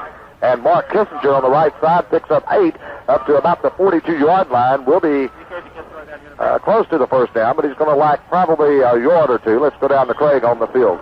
BK, on that last play by Mike Bruce, if you notice when he was going through the line of scrimmage, he had both hands on the football. I think G.A. Moore and his coaching staff has been telling his crew not to turn over the football. Exactly right. He does not want to do that. 8:30 is left to play in the first half. Here is the little inside reverse goes to Stelzer. That's the same play, Lynn. I believe they scored the touchdown on a moment ago. This time the Bulldog defense read it nicely for about a yard gain. Yeah, Chris Hartwell and Sean Stevenson in there to make the tackles. They read the play well. It is a first down, though, for the Celina Bobcats, and I think you're right. They did pick up a lot of momentum off that electrifying 96-yard touchdown run by Chris Stelzer. But really, the big play has been the difference in the ball game. Only 2 first downs for the Bobcats so far in tonight's ball game. But when you have 96-yard touchdown runs, you don't need a lot of first downs. So first down and 10 for the Bobcats. They break the huddle. The ball at the 44-yard line. Terry Brockett, the quarterback, full house backfield will take. And here's the handoff. Big hole. Mike Bruce, 50, 45, 40. Kissick goodbye. I think 30, 25, 20. No. What a great tackle by the Howe Bulldogs. And that was number 55 or 65. Chris Hartwell, I believe, as Bob Sullins pointed out to me. Well, Hartwell showed some tremendous speed in catching Mike Bruce, who I thought was gone, Lynn. Oh, I thought he was too. Hartwell paying the price. He's down on the field. Looks like it's nothing serious, maybe a cramp, because he was really going hard. And that was a 35-yard carry. And I'm with you. I really thought he was gone. And you're beginning to see maybe the reason that the Celina Bobcats have scored 371 points in 1990. They've got an electrifying offense, and Howe's really got to find some answers because Celina's starting to pour it on offensively. Let's take this time out. We'll be back in just a moment while the injury is being taken care of. 7-0 is our score, Celina, when we come back in 60 seconds. All right, BK Lindsay back here at Clark's Stadium in Plano as Celina back to the line of scrimmage on first down and 10. Here's the handoff, goes to Mike Bruce again, and Bruce will get it down to the 20-yard line. And let's check the number on that last one, number 55, Jared Powell on the tackle. And let's go down to the field now with Craig Sisney. BK, something we saw last week in the game against Bells is when Bells got inside the red zone, that being the 20-yard line, the Howe defense really toughened up and became very strong. I think we may be seeing it all over again right here as Howe is holding very strong in this first play against Celina. Full house backfield, second down and 9. The handoff goes to Chris Stelzer. Cuts it back inside the 20 to about the 17. And that's where he's going to be knocked down by Sean Stevenson of the Howe Bulldogs. A gain of about 3, maybe 4 on the play. It'll bring up third down, and we'll call it 6 for the first down for the Bobcats, who lead in this ball game by a score of 7-0. Finally, by Michael Ross, or that would have been another Celina touchdown. But the Bobcat offense is really taking over, it seems like, at the line of scrimmage, Lynn. Yeah, they really are. They're really starting to exert themselves and dominate the line of scrimmage. And a great tackle by Michael Rosser. It's another 7 points for the Bobcats. Chris Stelzer, 100 yards rushing on just 2 carries. He, of course, had that electrifying 94-yard touchdown run, 96-yard touchdown run. Celina back to the line of scrimmage. Terry Brockett has him in an I formation. Here is the handoff, and it's Melvin Bruce, and he will not get there. He was hit in the backfield for about a 1-yard loss. That was Damian Wilson with the carry. Let's go down to the field with Craig Sisney. Okay, BK, on that last play, going up the middle was Mike Bruce. I think we may see G.A. and Moore just testing out the inside of the Howe defense to see how much room he has. Look, I believe, for him on the next couple of plays to try to run around the ends where he's had a lot of success so far this evening. That's my prediction. 5:27 to play in the first half. Full house backfield as Terry Brockett bows under the center. Barking signals. Now we'll take hands off, and trying to get to the goal line was Mike Bruce, but his knee hit at about the 3-yard line. A good tackle made by John Norwood, and I haven't called his name too much tonight, Lynn. Norwood is a very good defensive player. Let's go down to Lynn. Craig. He's got an injury update for us. Okay, BK, to give you an update on the injured player, Chris Hartwell for the Howe Bulldogs. He just got the wind knocked out of him. He was kicked in the stomach. He should be back into play. Well, that's good news for the Howe Bulldogs. Third down and 1. Here's the quarterback sneak. Touchdown, Celina Bobcats. Terry Brockett with the quarterback sneak. And he went right behind his left guard, Toby Arnold, 178-pound junior, to get that touchdown. So it's 13-0 in favor of the Celina Bobcats. And the Bulldogs right now are reeling because this offense for Celina is really now beginning to click. It really is now beginning to click, and Brockett did follow a great block by his 178-pound left guard, number 60, Toby Arnold. Also a great block by his center, number 55, Chad Roberts. They took out Kevin Gray and Daniel Williams. Easy touchdown stroll for Terry Brockett. And the PAT on the way. It's 13-0 Celina. Terry Brockett has the snap. The kick on the way by Jason Cave. It's up. It's good. It's 14-0. 4:51 to play in the first half. We'll be back with more in 60 seconds. On the sidelines with one of the school photographers. Her name's Amy Campbell. She's a junior. Amy, your team is down 14-0. Last week they came back against Bells. Do you think they can do it again? Yes, I think they can probably come back again because they've done it before. Okay, thank you, Amy. Back up to you in the booth, BK. Well, Amy didn't sound really reassuring, but she did have that positive attitude at least. Yes. Here is the kickoff, and it's going to go down to about the 15-yard line. Michael Ross picks it up, drops it, picks it back up, and gets it out to about the 20-yard line, and that's where the Howe Bulldogs will take over offensively. Lynn, the Bulldogs really need to get something going offensively here before the end of the first half. They really do. That was a 66-yard drive by the Bobcats. 9 plays, 3 minutes and 12 seconds came off the clock. It started with 9 minutes, or it ended with 4:51 to go in the half. Terry Brockett capped it with a 1-yard sneak. The PAT was good, and the Bobcats are up 14-0. Bulldogs really need to get something going here late in the first half. It's been all Celina here in the second quarter. First quarter was a defensive struggle. Has it been that way in the second quarter? Well, the Bulldogs had one big chance to score a touchdown. That was a Wade Carson pass intended for Damian Harden, who let the ball go through his fingertips. Here's another pass downfield intended for Joey McMillian up around the 45-yard line. Double coverage that time as Rowdy Vest and also Stephen Rocha back defending for the Celina Bobcats, and they were with him stride for stride. That pass, Lynn, would have had to be almost exactly perfect. It would have had to. It would have had to have been perfect. The Howe Bulldogs 1 of 6 in the passing department, and believe it or not, they've got only -2 yards passing. So the passing game and the running game not going well for the Bulldogs. All right, the Bulldogs break the huddle. 4:41 left to play in the first half. 14-0. Bulldogs trailing the Celina Bobcats. 2 wide receivers to the left side.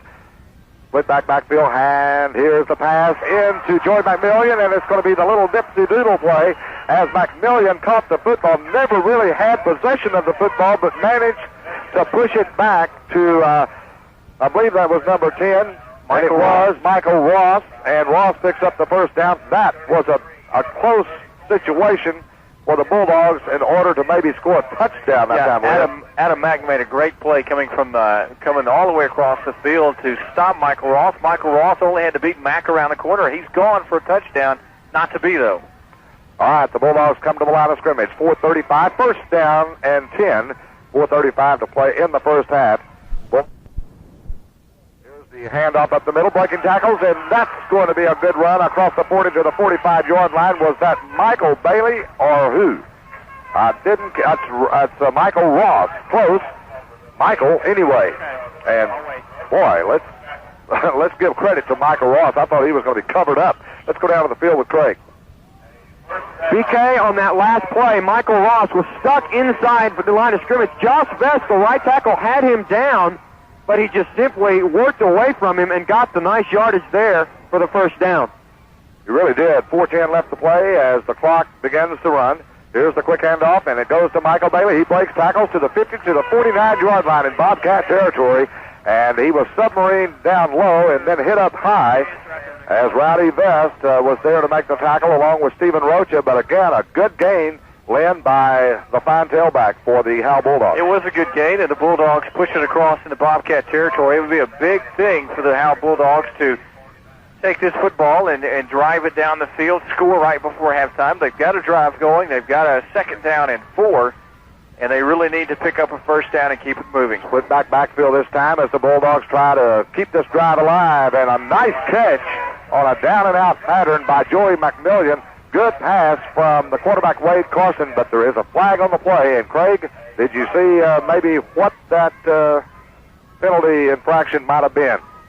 BK, there's plenty of time on the clock, 3 minutes, 27 seconds for the Howe Bulldogs. Even though this penalty is against them, they're putting together a very nice drive. They have plenty of time to get this ball in the end zone before halftime, something I think that they have to do to stay close to this very tough Celina Bobcat team. Back up to you. Lynn, that's a very costly penalty, though, against the Bulldogs. They had momentum going their way there, and then all of a sudden something like this happens that can certainly break everything in terms of momentum. Yeah, it really can. One thing that the guy that we cover, Marty Criswell, says is that things like this are things that you have to eliminate in the playoffs, penalties, because they never come at a good time, but in the playoffs they really seem to come at inopportune times. The Bulldogs were moving, shot themselves in the foot, now it's 2nd and 9. 2 wide outs to the far side as Carson rolls that way, and being in trouble while he's doing so. The pass is going to be incomplete as he got it out there intended for Joey McMillian. Good defensive work, though, by the Celina Bobcat defensive secondary. Actually, the linebacker that time was there, Melvin Bruce, and had he caught that football, he wouldn't have made too much yardage, but the pass was overthrown from Wade Carson that time, Lynn. Buddy Vest was in there along with number 10, Rowdy Vest. The thing on that play, a little bit of a murmur from the Howe Bulldogs sideline. I think they might have thought should have been a little pass interference there. Official was right there, said no, not going to make that call. It's 3rd down and 9. Big 3rd down conversion for the Bulldogs. Here's the Bulldogs as they run the play to the left side. Pass downfield caught, and did he have possession? He did at the 43-yard line in Bobcat territory, and that's going to be a 1st down. That's a good read by the receiver and the quarterback. They knew exactly where to go for the 1st down. Craig? BK, that time on the play, Joey McMillian, the 145-pound senior, showed that he is a senior. He used his head and got his feet down in bounds just barely to pick up that 1st down to keep this drive alive. Lynn, that was a big play. It was a big play. The biggest thing was he knew where the marker was and where he had to go. Here's the little draw play, and I believe this is John Norwood. No, that's Domingo Rivera as he gets it to the 41-yard line. A gain of about 3, maybe 4. We'll call it 3 as they spot the ball at the 42, bring up 2nd down and 7 for the Bulldogs, who trail in the football game 14-0 to the Bobcats with 2:58 left to play in this 1st half. Well, I'll tell you what, the Austin College Kangaroos, Lynn, lost a heartbreaker today. 20-20 overtime, and then losing it 26-23 to William Jewell. Here's the quarterback, Carson, throws to the right side, got a completion out there to number 44, and that's James Fulenchek. And he's down to about the 36-yard line. And again, Lynn, the Bulldogs coming back after that big penalty. They are coming back after the penalty. The thing they're doing very well is they're mixing it up. They're running inside, they're running outside, they're throwing out batters to the sidelines. That was a little pass out in the flats to Fulenchek. He gets close to the 1st down, going to be about 1.5 yards short, make it 2 yards. And this is probably the biggest play of the game so far for the Howe Bulldogs. 3rd down and 2, and they've got to generate some offense to get back in this football game. 2:13 to play in the 1st half. Split backfield. Here's Carson rolling out to the left, trying to find somebody downfield. Throws. The pass is tipped and intercepted. Back to the 40, the 45, and the 46-yard line is Robert Bagby. Bagby intercepts, and Hartwell comes in to make the tackle for the Howe Bulldogs. But that pass was tipped somewhere near the line of scrimmage, and Craig... Josh Vest is the one that tipped that and made that interception possible. BK, that pass was originally intended for Joey McMillian out in the flat. It was not, however, a bad pass on the part of Wade Carson. It probably would have hit his target, Joey McMillian, but Ryan Mask, the defensive end, got his hand up and partially deflected the ball, enabling the interception by Robert Bagby. All right, Celina Bobcat football after the turnover, the interception by Bagby. And Terry Brockett rolls out to the left, throws, and he almost had his man, but he couldn't hold on to the football at the 47-yard line. That was intended for Chris Stelzer as he came all the way across the field from his wideout position on the far side, or the near side.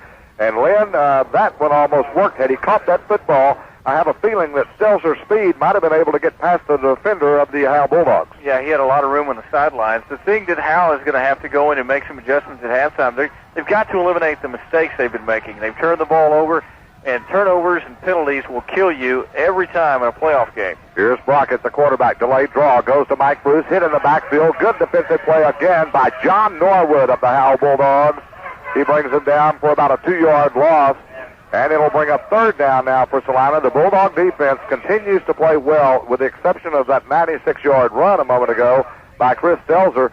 And, of course, the drive which got the Celina Bobcats their 2nd touchdown. But they've only broke down a couple of times, but really and truly, that's all it takes against a team like this. That's right. It only takes a couple of times. Celina's a very well-coached football team, and when you do break down, they're going to make you pay for it. They have so far.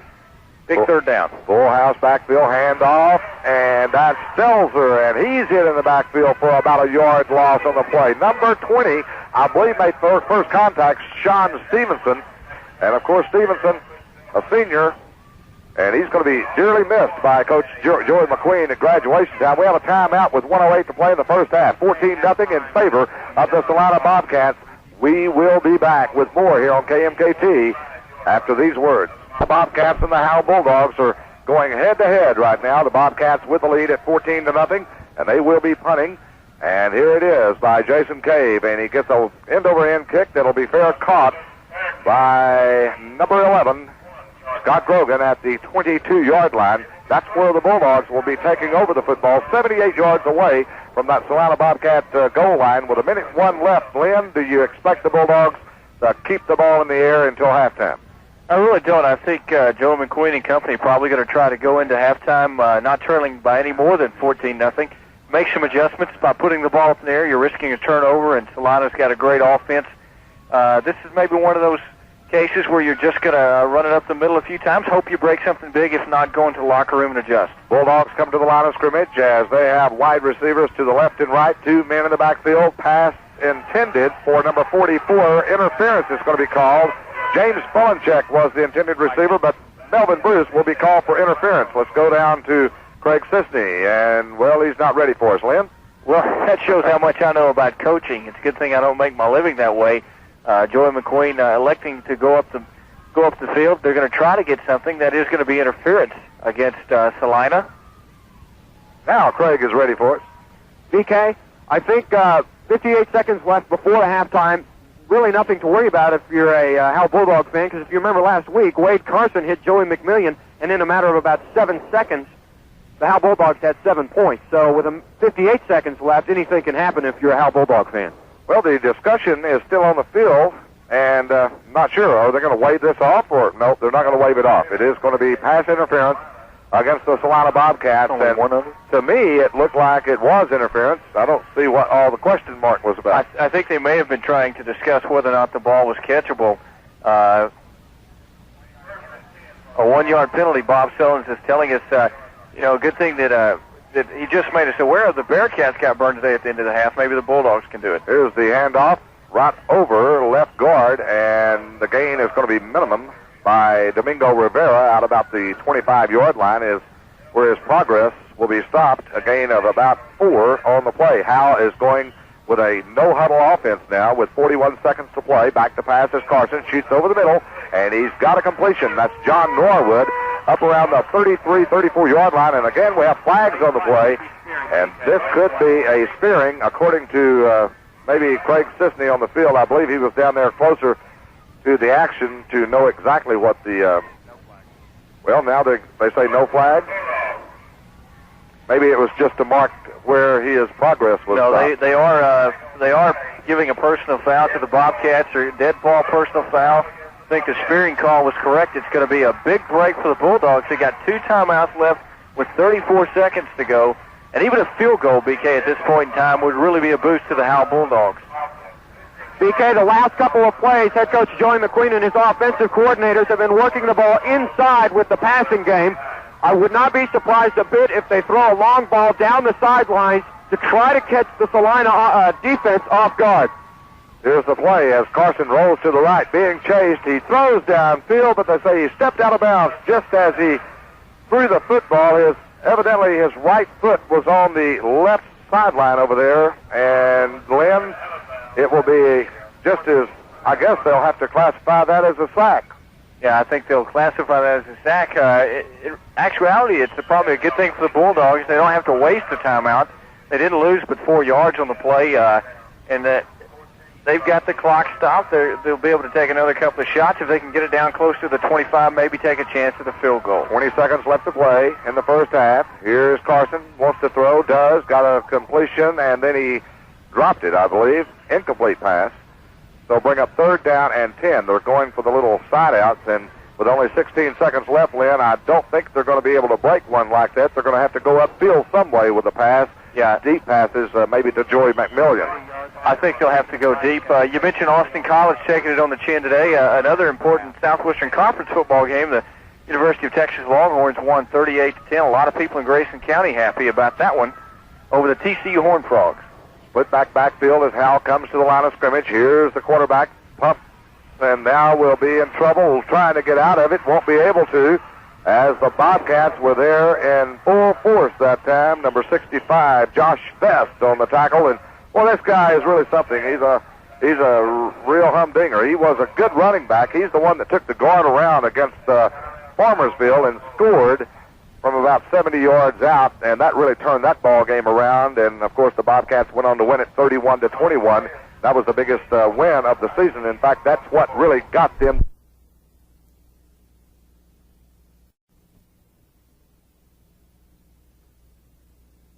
district championship this year. Don't forget, now at halftime, we'll be down on the field with Craig Sisney. He's going to be talking to Coach Joey McQueen of the Bulldogs, I believe, as he goes off the field here at halftime. And let's go down to Craig. BK, a very interesting decision made by head coach Joey McQueen. With 6 seconds left, he's decided with 4th down, instead of going long with the ball and hoping to get some kind of a tip and get a touchdown, he's going to go ahead and punt it away because I think he respects how powerful the Celina offense can be. Well, Monty Walker is standing inside his 30-yard line to get this punt away. He may run around for 6 seconds. I would. Nope. He's going to kick it away, and nobody for Celina is going to be back fielding it, so I think G.A. Moore is very satisfied with the situation as it is, 14-0. That ball, by the way, is going to roll into the end zone. Actually, it was down at about the 1-inch line by Hartwell for the Bulldogs, but to no avail. Let's go down to the field with Craig Sisney and Joey McQueen. Coach McQueen, you're down 14-0 at halftime. No surprise, really, but last week you were down 11-0 at halftime. You came back and won. How do you think you're going to prepare your team for the second half, and how does it look? Well, we better come back well prepared because Celina's a better ball club than Bells was, and if we don't do something about getting the ball moving on offense, we're going to be in deep trouble. Our defense has been playing great on most of the time, and that one big play they got has kind of hurt us, but we're going to try to adjust and just get some new blocking schemes and come out after them. There it is, BK. Thank you much, Coach McQueen. Good luck in the second half. Once again, good interview there, Lynn, and he's exactly right. He knows what his team has to do. It's a matter of being able to go in and putting it up on the blackboard, I guess, and figuring out all the things that they're going to have to correct. But I think the big thing they're going to have to correct, Lynn, is their turnover ratio here in the first half. Turnover ratio certainly has hurt the Bulldogs in the first half. By the way, that was a 59-yard punt by the Howe Bulldogs, and Bob Sullins is over here totaling up the statistics from the first half. Howe Bulldogs had 74 yards rushing in the first half, 37 through the air for 111 yards offense. And Celina Bobcats, as you might expect, they own the first half, 174 yards total offense, 171 yards on the ground. Of course, the 96-yard thrilling run by Chris Stelzer, the big play in the first half, and only 3 yards passing, so it's obvious the Bobcats are going to try to win it on the ground, and so far they're doing that. It's 14-0 at half. Bob Sullins is going to keep us, or get us updated on the stats here after a while. And before we do that, we're going to go down on the field with Craig Sisney, and I believe he's got Jim Hall with him of the Howe Bulldog Band. Okay, thank you, BK. I was able to snag Jim Hall, the assistant band director from Howe High School, and Mr. Hall, you took your band to Sunday and Monday we competed in the state contest in Austin, and we were pleased to come away with a third-place finish. That's our best finish in the last 7 years. Congratulations to you and your band. Very good band here at Clark Field, growing to perform in a matter of moments, and they did very well at state convention, or state competition. Back up to you, BK. Well, they are a tremendous band, let me tell you. I'll tell you, they seem to be always in the finals in the whatever I'm trying to say. They're always in the UIL competition, and they always finish strong. In fact, they were the state champions in 1980, and that has been a tradition that's carried on and carried on. This year they finished third out of all the schools. Well, that's got to be really something special for Howe High School, knowing what kind of football team they have and what kind of band they have backing them up here on the football field and elsewhere during the year. Yeah, they've got a great got a great band, and You can't go down Highway 75 without seeing some of the signs that talk about how high school band. But the great thing about football is it's not just the effort you see by the guys on the field. There's a lot of other people involved in high school football: the coaches, the booster club, the band, the drill team, the cheerleaders. A lot of people involved: the student managers, the trainers. And it's just a great effort by everyone involved. And whatever happens tonight, this is high school football at its finest. And both of these teams have had outstanding seasons. Joey McQueen, of course, in his first one. G.A. Moore continuing the playoff tradition he's building at Celina. And the Bulldogs, if they're going to keep playing in 1990, they got a lot of work to do in the last 24 minutes of play. Let's go down quickly to Craig Sisney, and then we're going to take a 2-minute timeout here.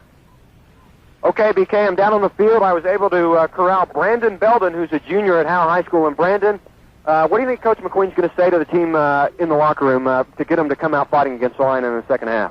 Well, it's kind of like against Bells last week. I think he's going to go ahead and tell everybody just to keep their heads up, come out and play the best they can, which we've been known to do. And hopefully the passing game will come together and we'll be able to pull it off.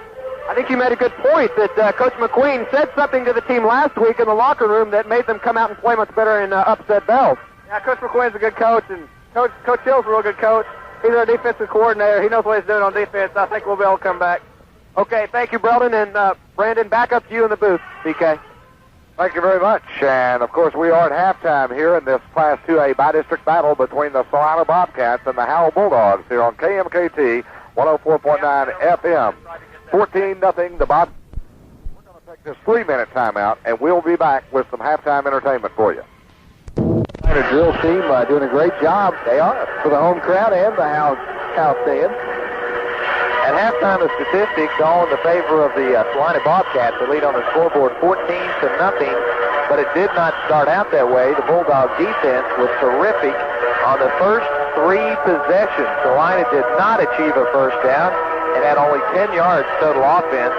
But then it was Chris Seltzer who broke loose on that 96-yard touchdown run. He has 4 carries for 100 yards, and that put the Bobcats on the board.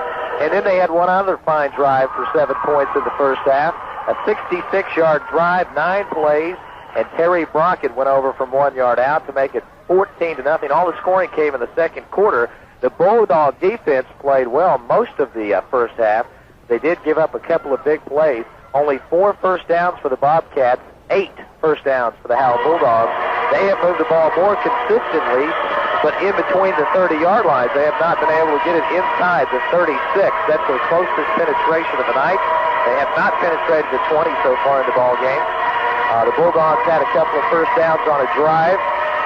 When they took over 9 minutes deep into the first quarter, they got down to the 30. They got out to the 33-yard line, and the key is the Bulldogs have not had great field position in the first half so far for Howe in the opening half of play. Their quarterback, Wade Carson, has done a good job throwing the football. I have him on 5 out of 13 for 37 yards, but he was off at first, only hit on 1 of his first 6. BK, if you have a second, I've got a Celina cheerleader. Since that point in the ball game, he has been able to connect on 5 of his last 8 passes, but he did throw that 1 interception, but that was just a fine defensive play. It was tipped at the line of scrimmage by Josh Vest. So far in the first half, running the ball for the Howe Bulldogs, Michael Bailey had 7 carries for 42 yards. They have had a tough time moving the ball on the ground. Quarterback Wade Carson has run it 6 times for 15 yards. He got off to a great start, had a run of 11 and 13 yards, but then he's been sacked the last 4 times. And a couple of those when the Bulldogs were forced into passing situations. And 2 carries for Michael Ross. He has 12 yards in the first half, but I think the Bulldogs are going to have to mix it up a little bit more. The Bobcat defense has been terrific here in the opening half. You hear all these stats that the coaches throw out at you and broadcasters. Well, the Bobcats are 1 out of 6 in third down conversions, but doesn't matter. They're up 14-0. Bob, some playoff scores from today.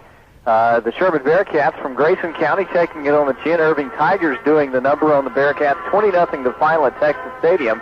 Denison Yellow Jackets roll to a big winner over Dallas South Oak Cliff, 56-25. The winner of this ball game is going to take on Alney, who defeated Jacksboro last night at Graham, 26-7. Things keep going the way they're going. It's going to be the Celina Bobcats taking on Alney next week at a site and place to be determined. Take a timeout and be right back to Clark Stadium in Plano. Our score at halftime is Celina 14 and Howe nothing. Be right back after this word from our sponsors. Once again, BK Lindsay back at Clark Stadium here in Plano, Texas, where we are at halftime. Our score 14-0 in favor of the Celina Bobcats. Let's go down on the field with Craig Sisney. He has a couple of special guests. Thank you, BK. I'm down here on the field on the Celina side of the field. I'm with junior cheerleader Stephanie Stelzer. And Stephanie, I think you have something interesting to tell us about that first touchdown that was scored. My brother did it, and it was good. 96 yards, in fact, Stephanie. He scored your first touchdown against the Howe Bulldogs. Do you think your team can hold on and move into the playoffs for the second round next week? Yes, I believe we can. And what do you think the chances are of your brother getting another 96-yard touchdown? I think he can do it. Pretty confident in your brother. Up to you, BK. And thank you very much, Craig, and for the interview with Stephanie. And speaking of Stelzer, I have Bill Stelzer with me now here at halftime. Bill is the Celina Booster Club president and also a fine backer for the Bobcats. President or not, Bill, it's great to have you up here. Thank you. Bill, I know you're really happy about the first half, and of course, as Craig indicated a moment ago, Chris gets the first touchdown of this football game, and boy, that was a beautiful situation. 96 yards. I don't guess you got up in your seat and did any yelling about that time, did you? I'm so hoarse right now I can't hardly speak. And your wife, what happened over there about that time? I think she fainted about the 50-yard line. About the 50-yard line. Just keep on going, honey. Don't fall down. Okay. Listen, Bill, tell us, I am so impressed with your booster club, and I've had the opportunity to be over on Thursday mornings a couple of times this year during your quarterback. And thank you very much, Craig, and for that interview. With me now, finally, is Pete Simmons. And Pete, I had so many interviews and talking to everybody and get so much involved. Excuse me, you're not certainly the least of our interviewees. Thank you, BK. We're glad to be here, and we appreciate you covering our game tonight. And it is an exciting game, isn't it? It's a great place, an exciting football game, and I know you're a little disappointed at the score here at halftime, but the Bulldogs have come back before. They did it last week, and they could do it again tonight. They've had a few miscues offensively where it looked like they had things going their way, and then, of course, the big interception and the tip pass and whatever. But this Bulldog team has certainly played well against a great offensive team of the Celina Bobcats. They've only broken down a couple of times. That's true, BK. They do have a great offense, got a lot of speed. We knew that, and, you know, I think what you just heard from the interview across the way there, we've certainly dominated in time of possession, 43 plays, 26. Our offense coming so far this year, you know, we had a very weak offense basically first of the year, and we've come back and very, very proud of our offensive production. You know, we won the first quarter. You know, we just kept pushing them back down the field with our punting game. Monty Walker doing a great job there, and had them pinned on the one, and they broke the long one, and that of course kind of hurt us, and then they got the other one in. But we're real excited about the way we've played so far. Just a couple of mistakes, like you say, and we could be right back in it here real soon. I revert back in the first quarter on a pass play from Wade Carson that was intended for, I believe, Damian Harden, and he was open. The ball went through his hands. I know Damian feels bad about it because he'll probably tell you and be the first one to tell you that he should have caught the football. That could have been a 6-point That would have play. been 6. BK, you're right, but, you know, we got that one last week. You know, you get some, you lose some, and Damian's been a good receiver, and, you know, heck, he caught that big one against Bells last week, and, yeah, we could have been right in it then, 14-7 or even 7-7, so, you know, we're excited about it. We think we've done a good job so far. Just broke down a couple of times, like you say. We're looking forward to this half. One note. How about a little bit of something about this Howe Bulldog band that I think got everybody standing up in the stadium tonight? BK, we just can't say enough for them. You know, they went down, you know, we talked last week, they were going to Austin. They got third place against some rich West Texas schools with all the extra money they've got. You know, we did as good as we could do. Our band was fantastic in Austin. They were third place, and we just proud of them as we can be, and you know, we're proud of our whole town. We have a theme that we're all together. We all work at this together, and our team is, and our band and our fans. You can see we probably have more people here in Celina, or as many, and you know, we're just real excited about our house schools and everything, and the Dogs about to come on. And I told you last week we were going to pull it out the second half, and I didn't believe it maybe as much as I hoped I did. But maybe it's going to happen tonight. We're going to hope for it again. Pete, once again, thanks for coming up and talking with us. And It's always a pleasure to have you around here, and always a pleasure to do Howe Bulldog football. Great people in Howe. Well, let's just see what happens. Here comes the Dogs. What do you say, BK? All right, that was Pete Simmons, superintendent for Howe Independent School District, and certainly want to thank him for coming by once again. 14-0 is our halftime score as the Bulldogs make their way back on the field. The Bobcats will be coming out shortly. We're going to take this time out. We'll be back in 90 seconds. Field is Craig Sisney with Coach G.A. Moore. Okay, BK, I'm down here with Celina head coach G.A. Moore. Coach Moore, your team looked pretty good there in the second quarter of the first half. How do you think they're going to do, and what did you say to them in the locker room? Well, we made a few adjustments. Hopefully our defense is going to play a little bit better. We're not tackling well. We're not hustling quite enough, not using our quickness. Offensively, we're just going to open up a little more. We're going to run a little unbalanced, a few things that we hadn't used in the first half. Did you tell your team that Howe is the second half team, and they did come back against Bells last week? Yes, sir, we mentioned that. Thank you for your time, Coach Moore. Good luck. Back up to you in the booth, BK. Thank you very much, Craig, and to Coach G.A. Moore. And indeed, I bet he did tell his players about the second half comeback by the Bells, or rather by the Howe Bulldogs, against the Bells Panthers last week. And I know that was in the back of his mind, and it's also in the back of the minds of the Howe Bulldogs, who's got to have that for a little bit of a boost to begin the second half. Lynn, the first half, your analysis. Well, I think the first half was just simply big plays by the Celina Bobcats. I think the Howe Bulldogs played well, but as Bob mentioned at halftime, given the statistics, they moved the ball well, but only between the 30s. And when you get down to the 30-yard line in a playoff game, you've got to be able to punch it in. They were unable to do that. And I'm sure that Joey McQueen and company at halftime said, look, guys, we've got 24 minutes left, and if we don't go out and take care of our business, we know we can, but if we don't do it, then some of you guys, your days as a Howe Bulldog are over with, and let's go out and make this a special 24 minutes of Howe Bulldog football. Okay, it'll be Trey Deadman kicking off for the Howe Bulldogs. Before we get the kickoff underway, let's go back to the field and Craig Sisney. Okay, BK, thank you. Back here on the Celina side of the field, something that might interest you, it has gotten quite a bit cooler down here on the field. Also, the wind has picked up coming from the left to the right side of the field, so there's going to be a wind factor. Howe will be kicking off into a little bit of a wind, and so who knows, the wind may start to play a factor in this game as far as kicking and passing goes, but also remember, it has gotten just a little bit cooler. Okay, Trey Deadman will kick off, I think. They are all huddled up together, and here they come running up to the football now. They decide to break it up and line up normally. I don't know what that was all about, Lynn, but it was kind of interesting. It was interesting. I don't think Howe really wanted to kick an onside kick early on in the second half, but they kick it off. Here's Deadman's kickoff. It goes to Mike Bruce, who has a little bit of a problem picking it up. Now does, and breaks it after the 30, the 35, the 40. He's to the 45, and down at the 48-yard line. Mike Bruce, after he got a little bit of daylight around the 27-yard line, he broke it all the way out to the 48. Trey Deadman, the young man that kicked off for the Howe Bulldogs, makes the tackle along with Doug Ogle as well. Doug Ogle making a great play to bring the ball carrier down, and Bobcats coming out, setting up shop. Quarterback coming in for the Bobcats, Terry Brockett. Brockett, if you might remember, had the quarterback sneak there in the second quarter to post Celina to a 14-0 lead. G.A. Moore said they're going to come out and they're really going to open it up. Well, we're fixing to find out. 1st and 10 from their own 48. Terry Brockett, the quarterback, I formation, hands off, and that's going to be Damian Wilson across the 50 and down into Bulldog territory to about the 44-yard line.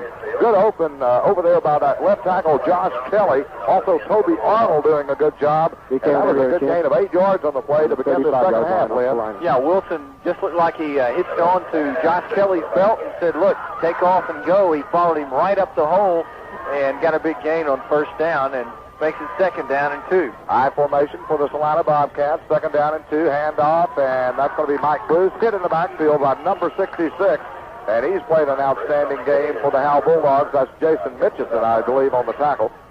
Mitchison, a young man that played a very fine football game against the Bells Panthers last week, as did a guy that I called so many times, it was almost a habit-forming situation. Chris Hartwell last week had one of the best ball games I've seen any defensive player have all year.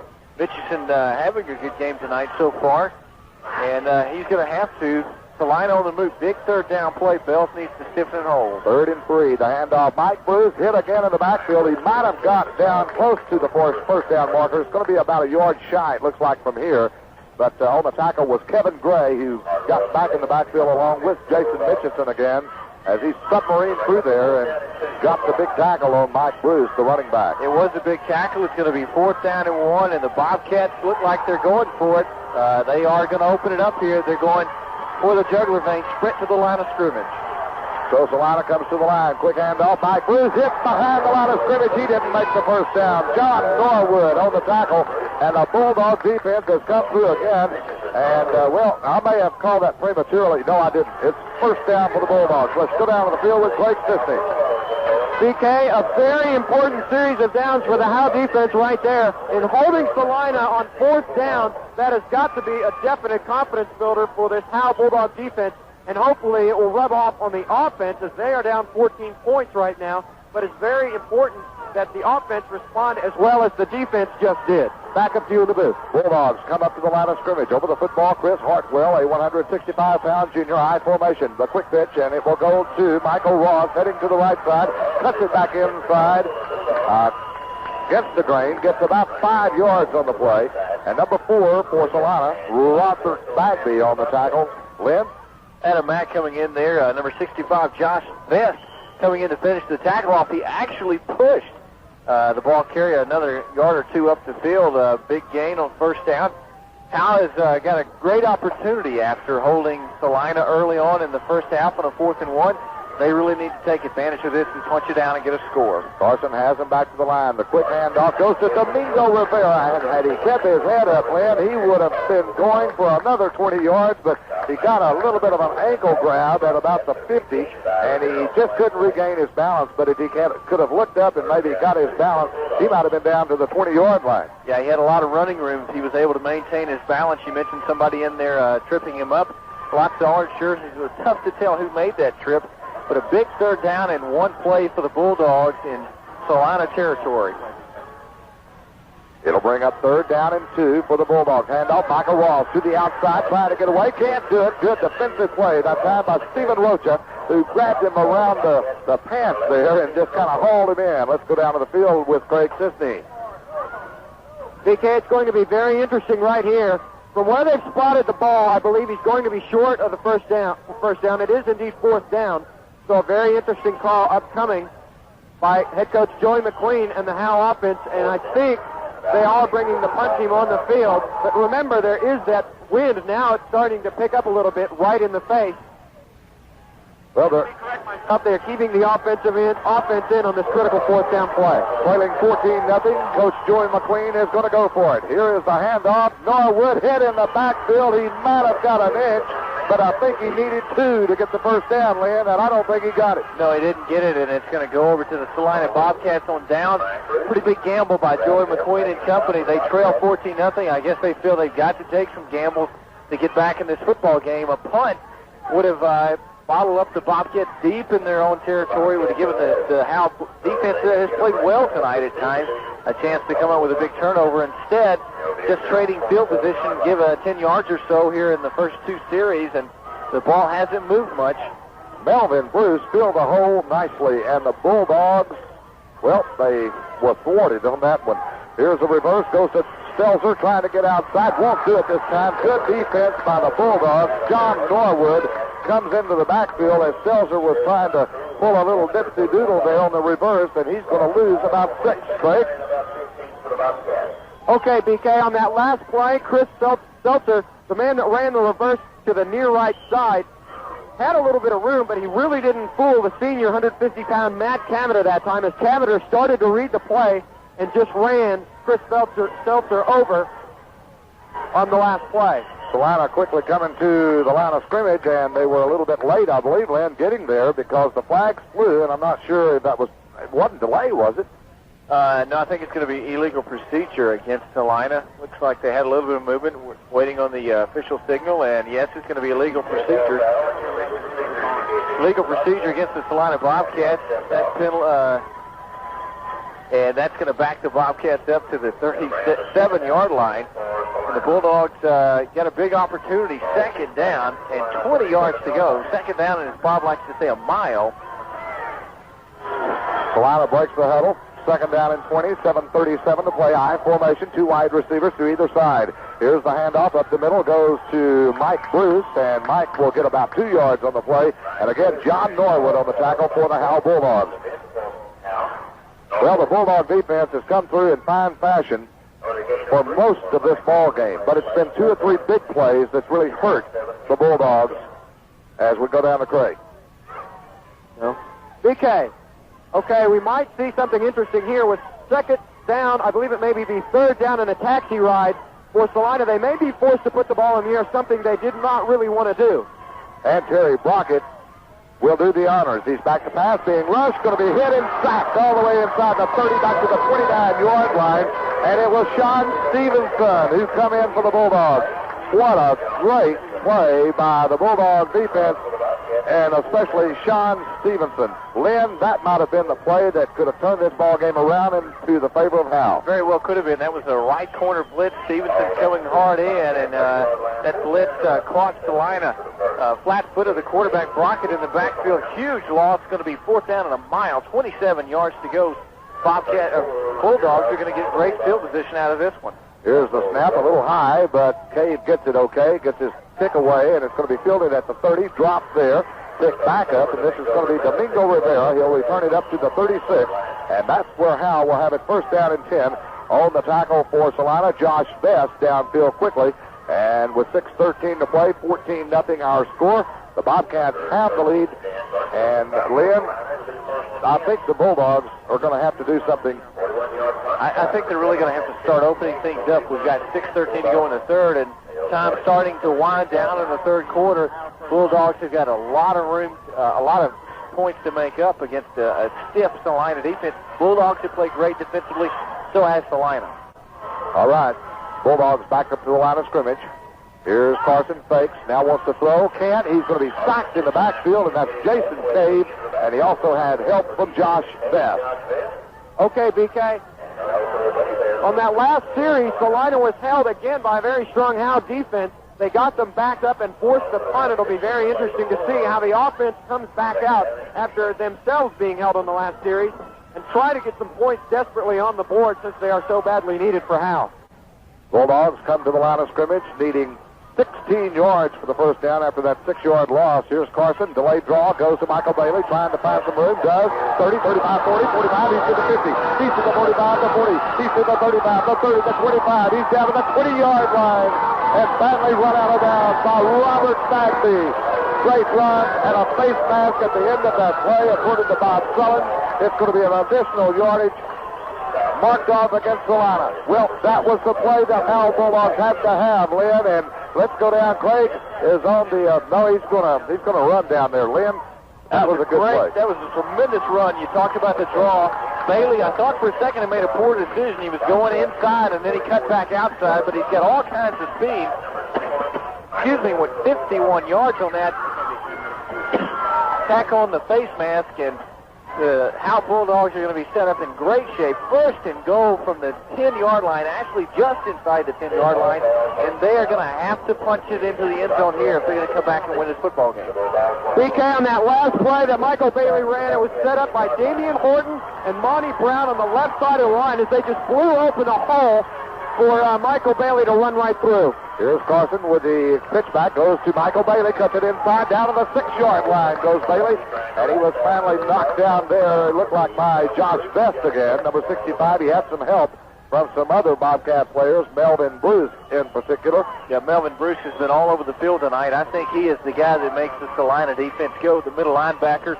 He is definitely the guy that is going to make a lot of tackles, let his defensive line set everything up, follows the ball down the line of scrimmage, and then comes in for the kill. Big series for the Howe Bulldogs. 2nd down and goal from the 6. As Carson has him to the line, he'll hand it off. Domingo Rivera just pulls his way inside the 5 to about the 3-yard line as we go back down to Craig. Well, we don't go back to Craig. It's going to be at the 4-yard line with 4:53 to play. Clock running. 14-0 is the score. But, Lynn, the Bulldogs have a chance to get back in this game here. They do, and this is 4-down territory. They have got to get it in the next 2 plays. They will have to go for it on 4th. They've got to get back in the ball game. Golden opportunity Full house backfield. The handoff. Michael Bailey trying to break tackles. He broke 2, but then that quick Celina defense tackled him at about the 4. No gain. Melvin Bruce on the tackle again as we go back to Craig Sisney. Okay, BK, it'll be a very interesting situation right now for Jerry McQueen and his offensive coordinators for the Howe Bulldogs. He's got 4th down, goal to go on the Celina 4-yard line. As you just saw, he is opted to take time out to talk it over with his troops. It'll be very interesting, down 14-0, to see if he opts to go for the 6 points or go ahead and get the easy 3 points. But you have to think in a playoff game, down 14-0, that head coach Joey McQueen is going to have to try to get the ball in the end zone sooner or later. And we'll take this break. We'll be back after this. A few weeks ago, many had Okay, and we'll get back to that commercial that we partially missed here, but we're back to play here, and the Bulldogs have it 4th and goal. Here's the quarterback, Carson, wants to throw in the end zone. It's going to be no, it's caught. Touchdown. Touchdown, Damian Horton. Oh, my goodness. I thought that was a throwaway. Give so much credit to Wade Carson, the quarterback. As he was being rushed, he knew he was going to be sacked. He threw it in there in hopes that somebody from the Bulldogs would catch it, and Damian Horton did it, Lynn. Damian Hart did it. He made a great adjustment to the ball, but give the credit to the quarterback, Wade Carson. He was under all kinds of pressure back at the 7-yard line, and he just unloaded it. He knew where his receiver was going to be. He was going to make it a jump ball, at least give his receiver a chance to go up and make the catch, and he did. He made a tremendous catch, and Howe has gotten right back into this football game. 14-6, and they're going to take a timeout. They may discuss going for 2, BK. Well, they may indeed, and let's go down to Craig. BK, on that last play, what a heads-up pass by Wade Carson, the senior. He really showed experience at that time. He got the ball up in the air. It was actually just a little bit underthrown.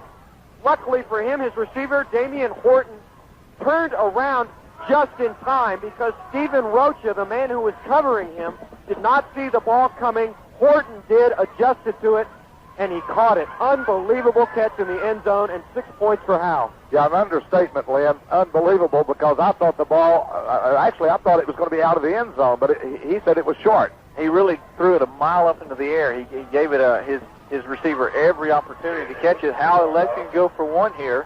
If they miss it here, they'd certainly be in dire straits, so they're going to go for the sure thing for the PAT, hopefully. Scott Grogan will hold, and Monty Walker's kick is on the way. It's up and through the uprights. It's good. 14-7 with 4:17 to play in the 3rd quarter. We've got a ball game here in Fayette at Clark Field, and we'll be back with more here on KMKT FM 104.9 after this. Hey, Lindsay, back with Bob Sullins, along with my color commentator tonight, Lynn Burkhead, and my own field announcer is Craig Sisney, and Bob is over here silent tonight. He's keeping all of our stats and doing a good job, Lynn. Yeah, Bob having a little bit of voice trouble. He's done a lot of football the past few days. That was a 64-yard drive consumed in 7 plays. The big play was a 51-yard run by Michael Bailey, and it was capped by a 4-yard touchdown pass from the quarterback Wade Carson to Damian Horton, 14-7 Celina. Here's the kickoff, and it will be fielded by Damian Wilson across the 40 to 45. It was a short kick by Trey Denman. And Damian Wilson, I believe, no, that was James Fullencheck, I beg your pardon. He gets it across the 40 out to about the 46-yard line, I believe, is where they're going to spot the football. So the Bobcats have excellent field position after the Bulldogs have cut the lead of the Bobcats in half, 14-7 with 4:12 to play. And that's what the Bulldogs had to do, Lynn, if they're going to get back in the ball game. They did it, and now let's see how their defense comes through. Now they're going to put the pressure on the defense. Ball's at the 46. They're going to have to give the ball back to the offense in good shape. And we've got a ball game brewing in Plano. Here's the handoff, and it's going to be to Fullencheck, and he'll be hit at the line of scrimmage again. John Norwood on the tackle. And boy, Norwood has really played another outstanding game. As Joey McQueen said in the pregame show, he is the leader on that defensive situation. Also, Monty Walker in there on the tackle as well. Let's go to Craig. DK, I don't think anybody is surprised that the Howe Bulldogs just scored that long touchdown. They did it last week in the early goings of the 3rd quarter, and here they do it again to draw within 7 to Celina, and that now is the big test for the Howe defense against the Celina offense. 2nd down and 11. Here's the handoff. Goes to Mike Bruce as they run a little misdirection that time behind the right guard, Josh Vest. And Bruce will pick up about 5, but with a 1 or 2 yard loss a moment ago, it's still going to be long yardage needed for the 1st down for the Bobcats. More like 7 yards. 3rd and 7, Lynn. Big play here for the Howe defense and the Bobcat offense. Yeah, it is. Matt Cavender making a great tackle there to prevent Celina from having a little better opportunity on 3rd down. It's going to be 3rd and 7.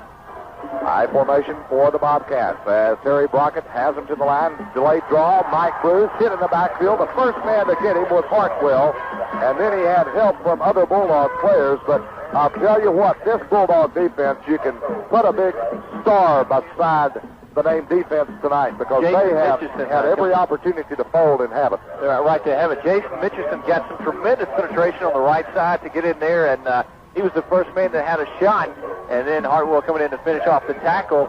Bruce has 71 yards on 17 carries, and Celina going to have to punt. So once again, it'll be Jason Cave standing inside his 35 at about the 34, waiting for the snap. Gets a good one. Now puts his toe into it. It's going to be a low, wobbly kick that bounces at the 20, inside the 10, down inside the 5. This ball is going to be rolling, and it's going to be down at the 1-yard line. What a nice roll that the Celina punter, Jason Cave, got that time. Lynn, that ball hit around the 22 or 23-yard line. Before I get to you, Lynn, let's go to Craig Sisney. PK, a very interesting series of down that time. The Howe defense rose to the occasion after their offense scored the touchdown, held Celina a very big, impressive set of downs. And now, as I stand on the Celina side of the field, the Celina team has become very quiet and maybe a little bit disturbed by the powerful offensive showing on that last series of downs by Howe. 99 yards away, actually 99 3/4 away. Hey, we saw a 96-yard run earlier, maybe a 99 now. As the handoff goes to Michael Ross, and he'll try to get it out for a little running room and a little operating room for this offense, and he only gets about a half yard to the 1-yard line as Jason Cave was there to make the tackle. Jason Cave in there to make the tackle. I think probably both of the Howe punt returners might have wished they had tried to fill that punt because it did roll down to the 1, and as Craig has mentioned, there is somewhat of a wind blowing now here at Clark Stadium in Plano, and the main thing that Howe wants to do is not get a safety. Full house backfield, handoff up the middle, and just barely getting out of the end zone was Domingo Rivera as the Bobcats are coming up there in strong force, about a 9-man line, and they're hoping that this might be a good time to really throw the football up in the air. It might be a good time to throw the football up in the air. The thing that Howe is going to have to be worried about is they're going to be punting out of their own end zone, and Celina is going to get great field position unless the Bulldogs are able to come up with a first down here. 3rd down and 10 to go from the 1-yard line, and big play, maybe the biggest of the game so far for the Howe Bulldogs. We have a minute to play in the Man with the hands tonight for the Howe Bulldogs. Back up to you. split backfield as the Bulldogs come up after getting out of their own end zone, you might say. Here's the handoff, goes to Michael Ross, broke a couple of tackles and gets it out to about the 18. He gained 2, Lynn, but he should have lost 4. Yeah, I tell you, the credit is deserved in the play before on the third down conversion by the Howe Bulldogs goes to the quarterback, the 160-pound senior, Wade Carson. He was about to be buried in the end zone, rolls out to his left, and finds the receiver downfield and picks up the big first down, gets them out of their own shadow of the end of the quarter. All right, that's going to be the end of the third quarter, 14-7 in favor of the Celina Bobcats. You're listening to high school playoff action right here on KMKT 104.9 FM. We'll be back in just a moment. Well, it's going to be real gut check time now as we head to the fourth quarter. The Bulldogs 12, the Celina Bobcats 14-7. Let's go down to Craig Sisney. BK, something very important that you might want to know is that BK, is right now the Howe Bulldogs, since they switched sides, have the wind at their back to start the fourth quarter. That may be very important as this game goes on. Very good observation there. They do have the wind. Here's the quarterback, Carson, back to throw. Throws downfield. He's trying to hit McMillian, and it's going to be overthrown up around the 50-yard line. Back defending for the Bobcats was Stephen Rocha, and he had him all the way stride for stride, Lynn. That pass, I think more or less, he might have threw that away and just hoped that something good would happen with McMillian. Yeah, throwing it on the sideline, hoping his receiver can run under it and make some type of play. Bob Stillins, our stat man, showing us that the Celina Bobcats have the edge 2-1 in penetrations, but a score by Howe would make it 2-2 if they were to score, and we'll have to figure the first downs up. Here's the quarterback. Carson rolls to the right. Got a little running room. Now throws it downfield. It's going to be intercepted, and it's going to be Josh Best, I believe. Running it back is Rowdy Best. I beg your pardon. Rowdy Best with the interception, and he returns it all the way back inside the 25 to about the 21-yard line or so, or maybe the 24. We have a flag on the play, as Bob Sullins indicates, but I believe it's going to be Celina ball anyway, unless it was interference against Howe, or rather Celina. James Fulinchek. Fulinchek is down after that play. He did get hit pretty hard. It's going to be a close call. It could be interference, but the turnover ratio from Howe to Celina has certainly been the difference in the game so far, and it's going to be a clipping call. On the run back. On the run back, so the interception is going to stand. Fulinchek's going to get up and walk off the field. That was really the first bad pass I've seen Carson really unload tonight. He didn't have anybody really out there open. No, he really made a poor decision in throwing that football, but, you know, it's a lot easier to make those calls from up here in the press box than it is down there when you've got a bunch of guys chasing you for your life. Yeah, he was being harassed. He was being harassed, but a big turnover, and just when you think that Howe may be starting to get a little momentum with 11:44 to go, they turned the ball over again. The last time they turned it over, Celina converted it into 7 points. And if Howe's going to have any chance of winning this football game, that cannot be the case this time. Time is going to start becoming a factor. Celina is very run-oriented, and they're going to grind the clock down. 11:44 to play. We're back to play on the field as Celina comes to the line of scrimmage. Here's Brockett, and he's going to roll out on the bootleg to the right and not going to go anywhere, as I believe that was Jason Cavender coming in to make the tackle. It's Matt Cavender, I beg your pardon, and Cavender gets him for about a 4-yard loss. And that was Terry Brockett. He was trying to fool everybody on that big fake, and then he kept the ball on the hip for a while with that kind of a naked quarterback keeper, and just didn't work. The Bulldog defense has been playing extremely well since falling behind 14-0. It's 14-7 right now. 11:07 to play. Celina back to the line of scrimmage. Terry Brockett rolls to the left, throws out the flat. He's got a man. That's across the 40 down to the 39.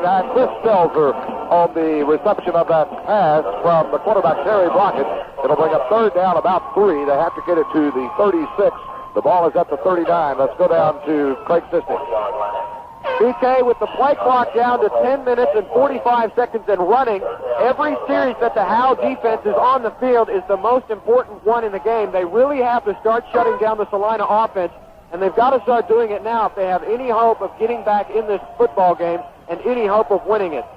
Kevin Ashby comes out to the near side as a wide receiver. Here's the handoff, goes to Mike Bruce, and Bruce will be short of the first down by about a yard, maybe 2 yards, as he gets it to the 37.5-yard line. He has to get it to the 36. It should be about 4th, and I'd say more like 2 yards. Yeah, if it was a little bit closer, I think G.A. Moore would elect to go for it and try to ice this game, but he's going to send the punt unit on the field. Well, I'm not sure that he is or not, Lynn. Well, you're right. He's not. He is going to go for it on 4th and 2. A lot of players coming in thought he was going for the punt, but this is the play of the ball game for the Howe Bulldogs. They have got to hold right here, 4th and 2. 9:52 to play. Brockett has him in a single set back as he rolls to the right, looks downfield. He's in trouble, throws, and it's going to be incomplete. A good defensive play by Cavender again. Matt Cavender, even though he made that good defensive play, Lynn, it almost was a completed pass on the ricochet. Good. That was a great defensive play by Matt Cavender. He really made a great play to get in front of the ball, knock it down, and the Howe Bulldogs get a big break. They hold on 4th and 2. Now they've got Chop set up at the 39-yard line, and they've got 61 yards to go to pay dirt to tie this football game. Craig? Okay, thanks, BK. G.A. Moore, the head coach for the Celina Bobcats, had confidence in his offense. That's the second time in a row he's tried to go for it on 4th down, and the second time he hasn't made it. Here's the Bulldogs with the football. The handoff goes to Michael Bailey. Jitterbugs his way through there. He didn't have much of an opening, but he did get 3 yards up to the 40-yard line. I am very impressed with the way Michael Bailey runs, Lynn. He's really small, but guy, he's got evidently strong legs and great moves. He's got great vision as well. He finds the holes very well. He has 98 yards on 11 carries. and he certainly uses his vision well. Split backfield, time for the Bulldogs to do something. Here are the Bulldogs, the quick handoff, and this is Bailey trying to get outside, does to the 45, to the 46, and he's going to be about 2 yards shy of the first down. As good pursuit by the Celina defense that time after it looked like Bailey was going to make some big yardage. Julian Caramello on the tackle for the Celina Bobcats. The ball is at the 46, Lynn.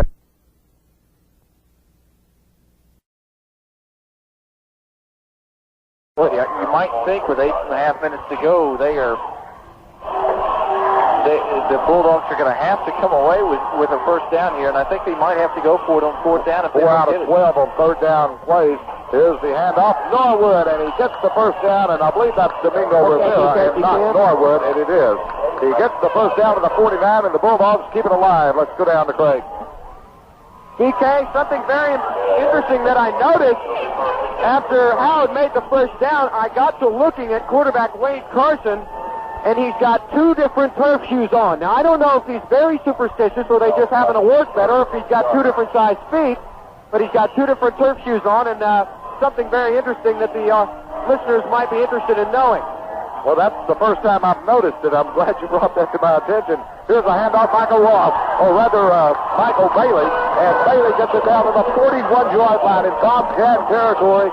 9 yards on the play, close to the first down, and the Bobcats are reeling on defense with this Howe offense that's certainly come to life here in the second half. Trey Dedman making a great block.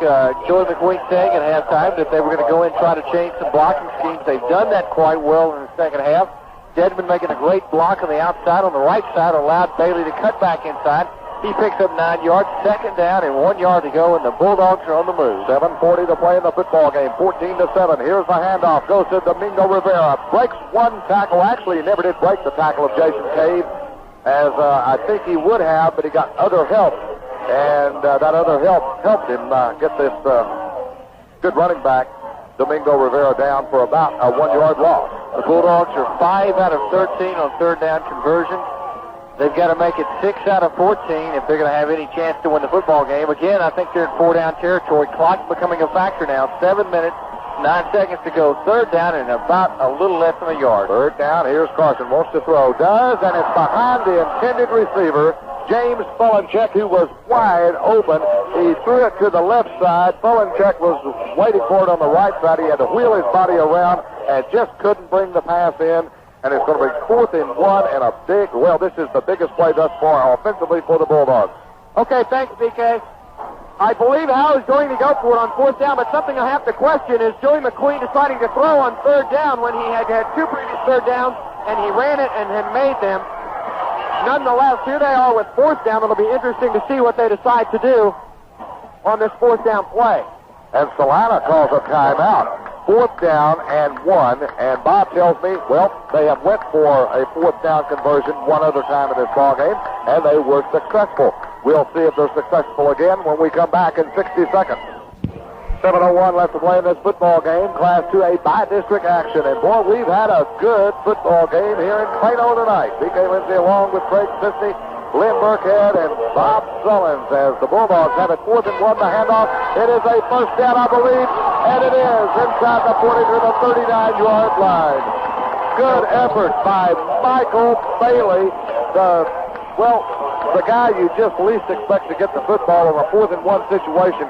He's only a junior. He only weighs 150 pounds.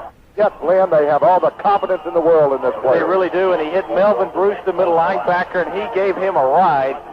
And both the Howe Bulldogs sideline and fans there are excited. This is Texas high school football. It's what it's all about. High formation, quick pitch. Michael Bailey trying to find some blocking. He does. Cuts it inside the 35 to the 31-yard line. Michael Bailey, boy, does he read his blocks extremely well. He had every idea, I think, going to the outside that time, and then he got a little bit of a seam and cut it up inside, and what a great, nice run by Michael Bailey once again.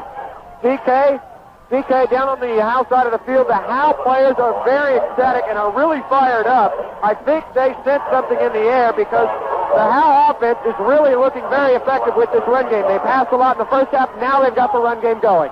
6:05 to play in the football game as we go back to play. 2nd down and 3. Here's the quarterback, Carson. He's got a man wide open. It's complete inside the 20. Breaking in, tackle to the 15.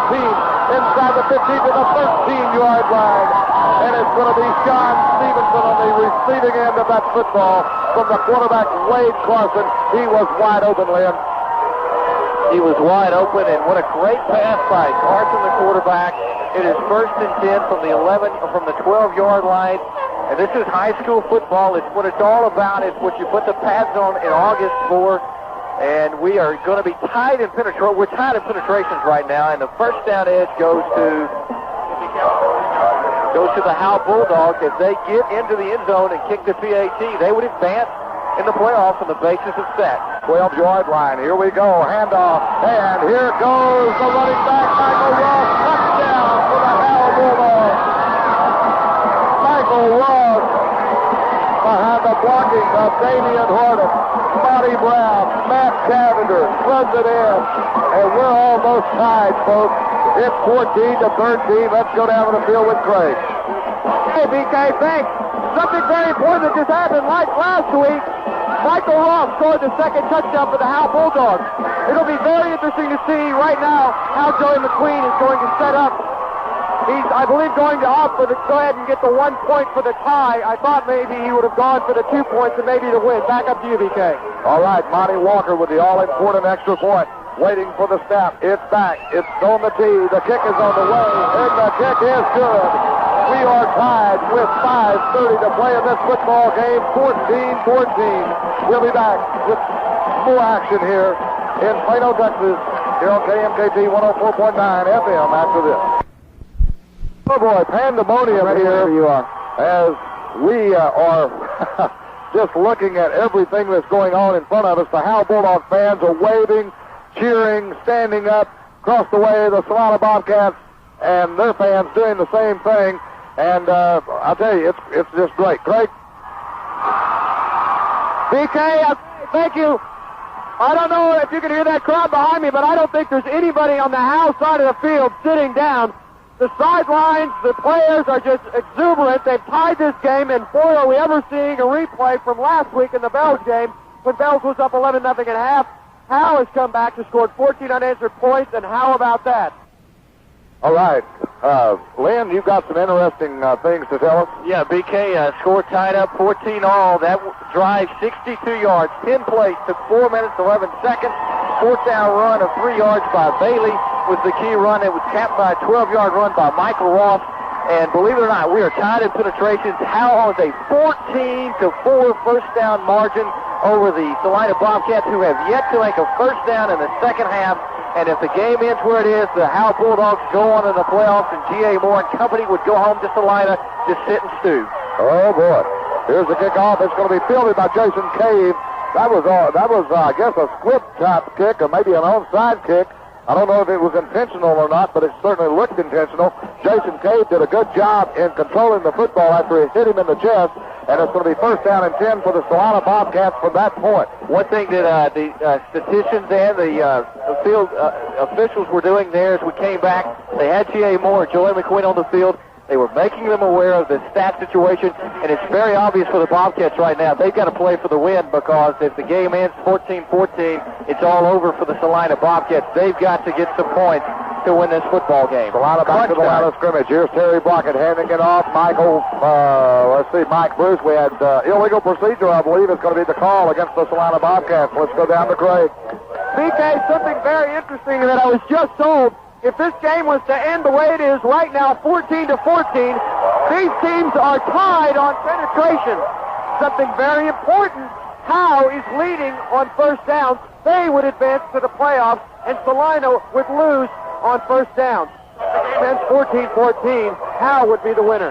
Yeah, that's just what we talked about for you fans that are listening. Craig cannot hear us down on the field, so that's the reason for the update on the penetration situation. Nobody sitting on the Howe side, and for good reason. We've got a barn burner at Clark Stadium. Here's Terry Brockett rolling out to the left, throws. He's got a receiver out there that catches the ball at the 45, Chris Selzer, but he's immediately run out of bounds over there by the guy a moment ago that caught the big pass, Sean Stevenson, that enabled the Bulldogs to keep a drive alive and go in for the touchdown on a run by Michael Ross. The most important thing there for the Celina Bobcats, he gets out of bounds and stops the clock with 5:13 to go. And they've got second down and 9. They have not picked up a first down in the second half. That's difficult to believe, but they have not picked up a first down, and Howe has dominated this game statistically. And the Howe Bulldogs, they're excited, and they have good reason to be. Number 80 coming out to the near side is Kevin Ashby. Here's the handoff, Chris Seltzer, and he almost broke another one. But thank goodness if you're a Howe Bulldog fan I'm trying to pick up his number. I think it was Jason Mitchison. That's who I think it was. No, it was Jared Powell. It was Jared Powell. You're right. That might have saved that might have even saved a touchdown here. Might have saved a touchdown. This is 4-down territory probably for G.A. Moore and company. They've got to win this football game, no doubt about it. They've got to get close enough for a field goal attempt, and it's 3rd and long. 4:40 left to play in the football game. 14-14 tied up. Howe leading on penetration. Delayed draw. Mike Cruz hit in the backfield. Drops well off. John Norwood in there on the stop for the Bulldogs, and they're fired up. This could be the ball game. 4th down, 8 yards to go for the Celina Bobcats. And I want to tell you, we saw an exciting football game, BK, down at Mesquite Memorial Stadium today, but this place is rocking and rolling right now. This is high school football at its best.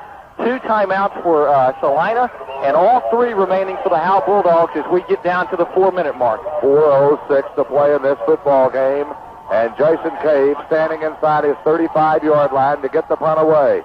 Back to receive the punt is Scott Grogan for the Howe Bulldogs. Good snap. And the kick is away, and it's going to go toward Grogan, about the 25, bounces at the 20, and will be killed there by one of the Celina players up around the 16-yard line. There is a flag on this play, and we'll have to wait and see who this is against. Probably from where the flag is laying, Lynn, it's going to be against Celina. Yeah, I would think so. It was thrown right at the point of the punter, right on the yard line that he was standing on, and Howe Bulldogs are pointing. Yes, it is. It's going to be illegal procedure against the Celina Bobcats. And interesting call, Joey McQueen. Do you want to back them up a little further and try to field the punt, get a good return, and pick up some better field condition, or do you want to take it at the 19-yard line? Okay, BK. Boy, I don't mean to be comparing this week's game to next week's game and running it into the ground, but it just seems that it's replaying itself in that it's tied. Howe has come back, and the defense has just come out of nowhere for Howe. I don't know what head coach Joey McQueen says to his team in the locker room at halftime, but the last 2 weeks he has said something very important because his teams have come back to tie the game. Joey McQueen electing to make Celina punt it again. He wants to set up a good return. His 2 returners at the 25-yard line. 2 timeouts for Celina, only 1 for Howe. And we've only got 3:44 to go. What a ball game. Jason Cave standing inside his 30 this time at the 28. Gets a good snap and gets the kick away, and it's going to be shorter, and Howe will have much better field position up around the 36-yard line. 37 is where they'll mark it. Great, a good decision made by Joey McQueen and the Howe Bulldogs to make him kick it over. That was only a 22-yard punt, and boy, when you really need to bang one, Celina Bobcats unable to do so. And the Howe Bulldogs set up shop at the 34-yard line. We've got only 3 minutes and 36 ticks to go in this football game. That's a lot of football, but what an amazing turn of events. Boy, at halftime, 14-0 Celina looked like they were cruising, and all of a sudden, it's the Howe Bulldogs who look like they've got the upper hand to advance to the second round of the playoffs against Alney. Split backfield. Here's the quick handoff goes to Michael Bailey up to the 35-yard line. Looked like Michael might have got off a little bit quick, but no flags fell, and it's going to be a gain of about a yard on the play. Second down and 9. This becomes a game of first downs. If the Howe Bulldogs can string together 2 or 3 consecutive first downs, force Celina to burn some timeouts, then they could run the clock out and win the football game. When you can, send it down. They have the wind at their back, so if they do have to punt at some point in time, they should be able to get a good punt off. Fine. With a couple of first downs, and it could be the Howe Bulldogs. 3 minutes left. Bulldogs with the ball. Handoff. Michael Bailey here in the backfield. Good defensive play that time by several of the Celina Bobcats, led by Felion Caramello. The main thing right now for Joey McQueen and his Bulldogs is something that has haunted them throughout the course of the game, and that's turnovers. They've got to protect the football. They've got to hold on to it. We're down to 2 minutes and 40 seconds to go. 3rd down, 11 yards to go. I'd be very surprised if Joey McQueen elects to put this ball up in the air. BK, thank you. Some of the coaches on the sidelines I'll get back to you after this play. High formation for the Bulldogs as they come to the line. Here's the handoff. Delayed draw. Michael Bailey got a hole up across the 35 to the 39-yard line. Short of the first down. It'll be punt time for the Howe Bulldogs. And that's what the Bobcats had to do is play great defense. They did it. Timeout on the field by Celina with 2:07 to play in this football game. We'll take a timeout with them. You're listening to Howe Bulldogs, Celina Bobcats football on KMKT 104.9 FM. The Howe Athletic Booster Club is so very proud of this year's Howe Bulldog football team and the leadership and time given to the players by the tremendous coaching staff under the direction of head coach Joey McQueen. The Howe Athletic Booster Club would also like to recognize the rest of the team members that has made this year's football season a big, big success. All right, we're back to play here. The punt was fielded at the 20-yard line by Rowdy Best. He returns it up to the 25-yard line. Lynn? BK, the Celina Bobcats have had 9 possessions tonight where they've gone 3 and out. Their 4 first downs have occurred on their 2 touchdown drives. They don't have another first down except for their touchdown drives. And the most important thing, I made a mistake. Celina does not have to score to win the football game. A penetration, Celina would advance in the playoffs. That would win the football game for them, but they've got a long way to go to get a penetration with 2:04 to go. Single back in the backfield. Here's the pass out in the flats. Complete. And a nice tackle around the ankle by the Howe Bulldogs. That pass was completed to Kevin Ashby, and he was tackled right around the ankles by Wade Carson. Wade Carson, the quarterback, in the secondary right now, made a great tackle, kept him, he did get out of bounds. As we go back to play, single back in the backfield. 2 minutes left to play in the football game. Here's Terry Brockett back to pass, shoots one, intercepted almost by Monty Walker. Oh, had he intercepted that one, this ball game would have been history. Yeah, it would have been. He might have gone all the way. He had one man to beat from Celina. Terry Brockett was out there. But if he intercepts that ball, it's over for Celina. Okay, BK, getting back to what I was saying, the Howe coaching staff was just saying all they need to do is let the clock run out because Howe is ahead on first downs. They would win. It is so loud down here that the Howe coaches are having to use the cheerleaders' megaphones to talk to their team. Back up to you. 3 wide out to the near side. Here's Brockett back to pass. Sets up, throws. Pass tipped at the line of scrimmage. And it's going to be incomplete. Bring up 4th down. We have a flag on the play. And let's see. This may be interference against Monty Walker. But that pass was not catchable. It was tipped at the line. And I don't think it will be. Well, I'm not sure. I'm getting all kinds of signal signs here from Bob Sullins. Chris Hartwell, I think, hit the ball as the pass was thrown. But we'll see. Well, he hit the quarterback. Yeah, pass interference is the call, and that's going to be a first down for Celina. What a big break for Celina with 1:53 to go. If Howe does not interfere on that play, it is 4th down and 6, and the Bobcats come down to 1 play in 1990, but they've got 4 new plays at the 40-yard line, and we've got a thriller going here in Plano, Texas. Don't go anywhere. We've got 1 minute and 53 seconds to go, and this one's not over. 3 wide outs to the left side, 40 yards to go for a penetration, and possibly another round in the playoffs. Here's the pass across the middle, caught by Rowdy Bass. He's down to the 43-yard line. Oh, what a nice catch by Rowdy Best on the little down and in pattern. And Terry Brockett hit him in stride, and he almost broke it for another big game. Damian Horton saving a touchdown. He's the last man for Howe on the defense, and he makes a great open field tackle to save the touchdown. 18 yards on that reception, and Celina is inching closer to that all-important penetration. They've got the ball at the 43-yard line. 23 yards between them and a possible victory. We have a timeout with our score 14-14, 1 minute 35 to play. We'll be back with more football here on KMKT after these words. Kind of breaks the huddle. 1 minute 35 to play in the football game. The ball at the 43-yard line. First down and 10. 4 wideouts to the left side, 1 to the right side. Here's Brockett trying to throw. It's going to be harsh-collared and thrown to the turf by Chris Hartwell. And Hartwell made a tremendous play that time as the Bobcats have no timeouts left in this football game. They're going to have to do it without timeout. 2-minute offense, their goal line, a 20-yard line, and a penetration. We're going to have a flag before the play gets started. And not really sure what that call is going to be, but boy, you cannot ask for a more exciting football game than we are seeing tonight here at Clark Stadium in Plano. I'm telling you, this is the best football game I have seen this year, bar none. It's been a great one. I thought last week was a good one, and it was with Bells and Howe.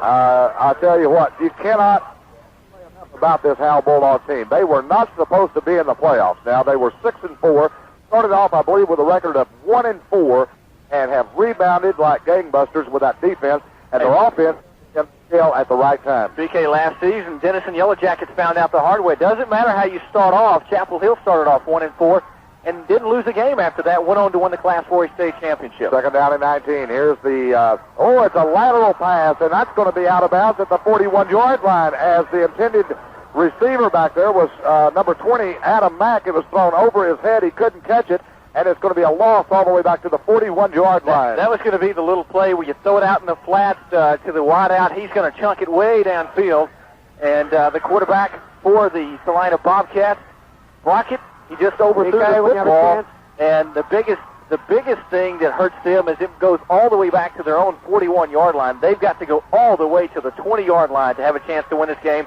Only 54 ticks to go. I will talk to the head coach.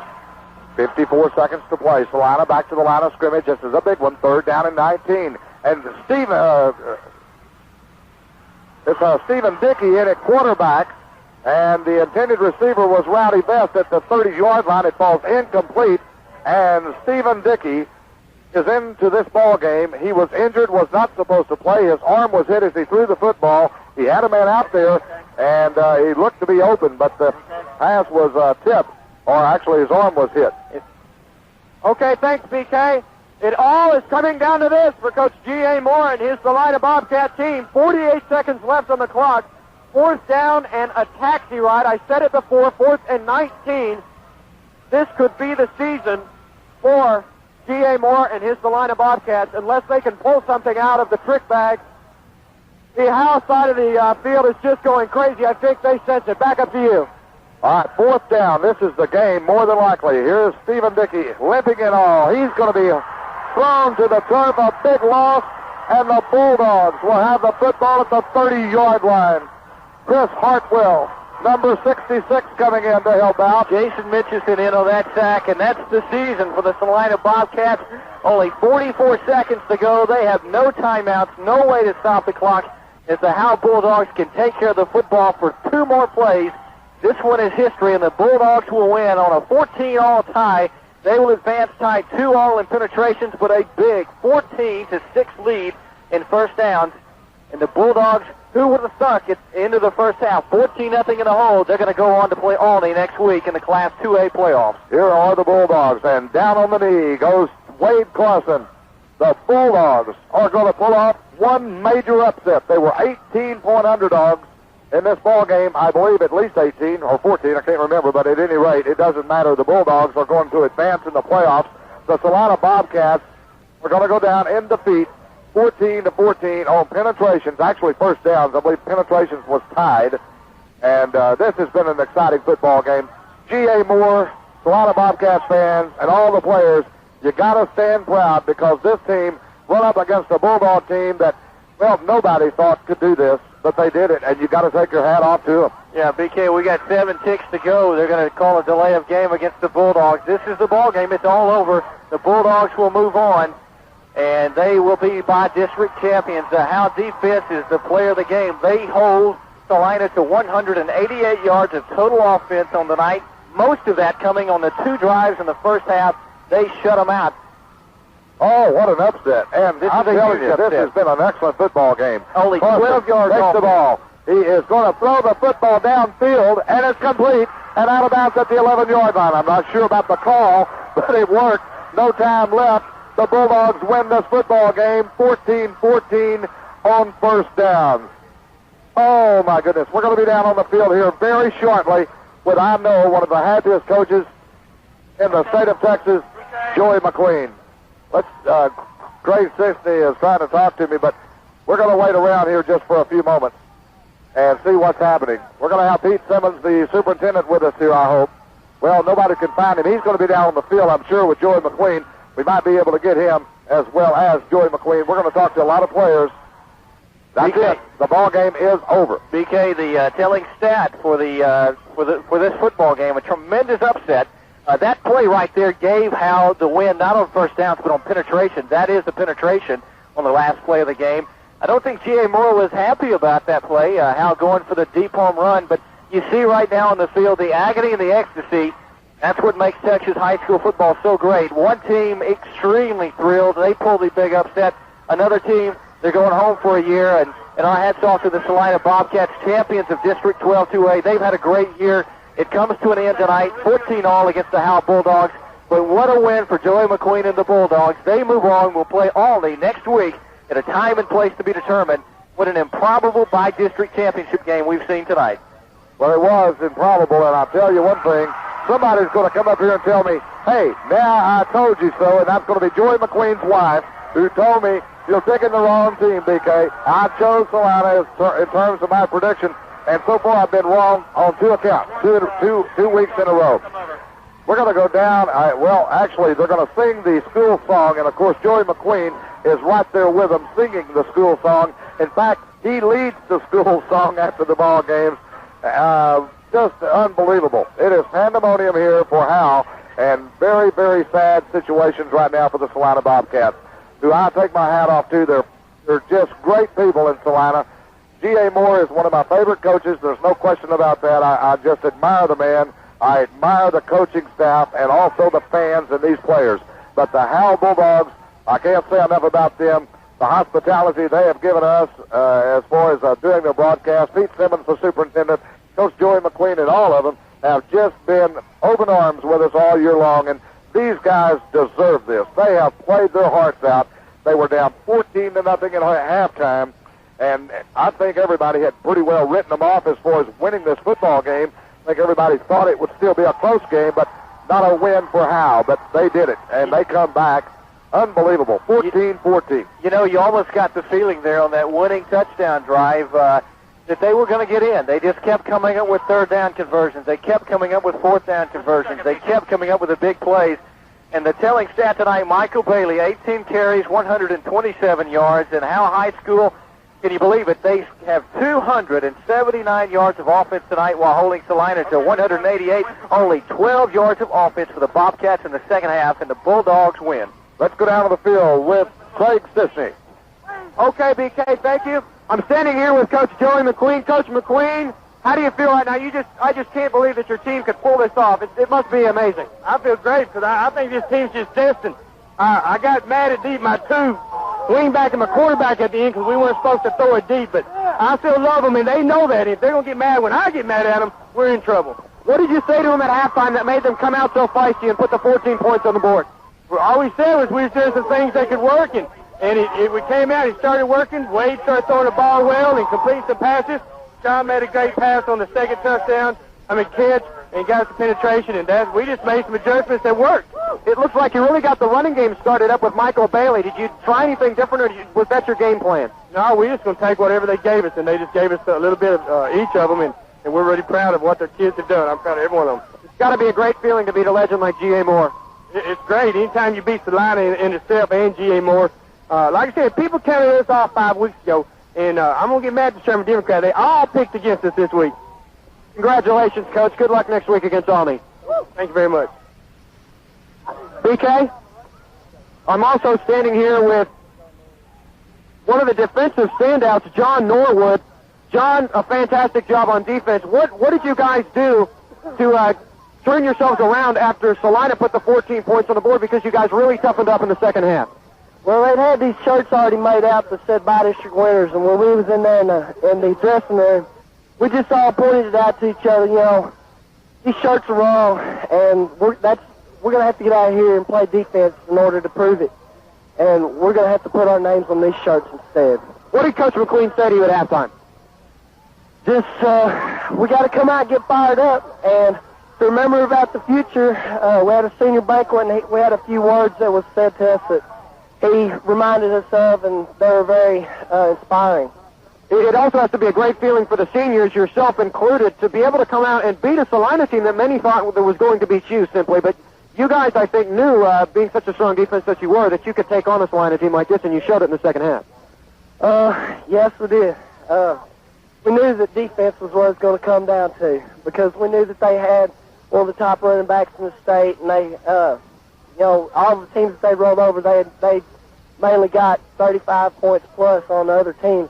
So we knew our defense was what was going to have to hold them down, and we're real proud of our defense. Congratulations, John. Good luck next week. I'm also standing here with kind of one of the men of the hour who led the offense, Wade Carson. Wade, you look very subtle right now and have a very mopey look on your face. I don't think that's hiding what you're feeling inside. You really have to be pleased with the way this game turned out for you. I'm really glad we won, and we played a great game. We came in at halftime, and Coach Queen talked to us, pepped us up. We came out in the second half, and if we could just tie it, we're going to win on penetration and first down. That's what we did. What was the mood of the offense after having really a tough time getting going in the first half? What was your mood as far as the offensive team goes in the second half? Our offense, we always hang in there because we know our defense is going to keep us up. Our defense is our key to our football team, and our offense just hangs in there, and we made the plays. We won the game. Well, congratulations to you, Wade. Good luck next week, and hopefully maybe you can do it again in the second half next week. Back up to you in the booth, BK, with a very happy Howe Bulldog team, and they pull it off. You, Craig, with the players as well as Coach Joey McQueen, and I know these guys are extremely happy. You know. And I'm trying to listen to Craig down on the field. Yeah. BK, the telling of this game was the 12 yards of total offense in the second half by the Celina Bobcats. Performance by the Howe defense, and they get our vote as players of the game. Every one of them. John Norwood especially had a great game. Mitchison had a great game, and Cavender had a great game. Sean Stevenson, Jared Powell, and the Howe Bulldogs pull it off. An amazing upset, trailing 14-0 at half, and they moved to 7-4 in 1990. And the Celina Bobcats end their season in 1990, 9-2, the final record for the Bobcats. They're going to sit at home, though, and the Bulldogs will move on to face Olney, who beat Jacksboro last night 26-7 in Graham.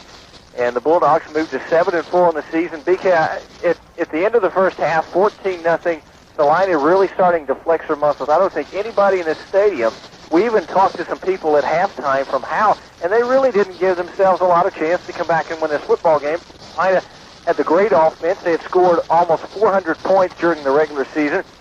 But it's a great example that high school football is never over until it's over.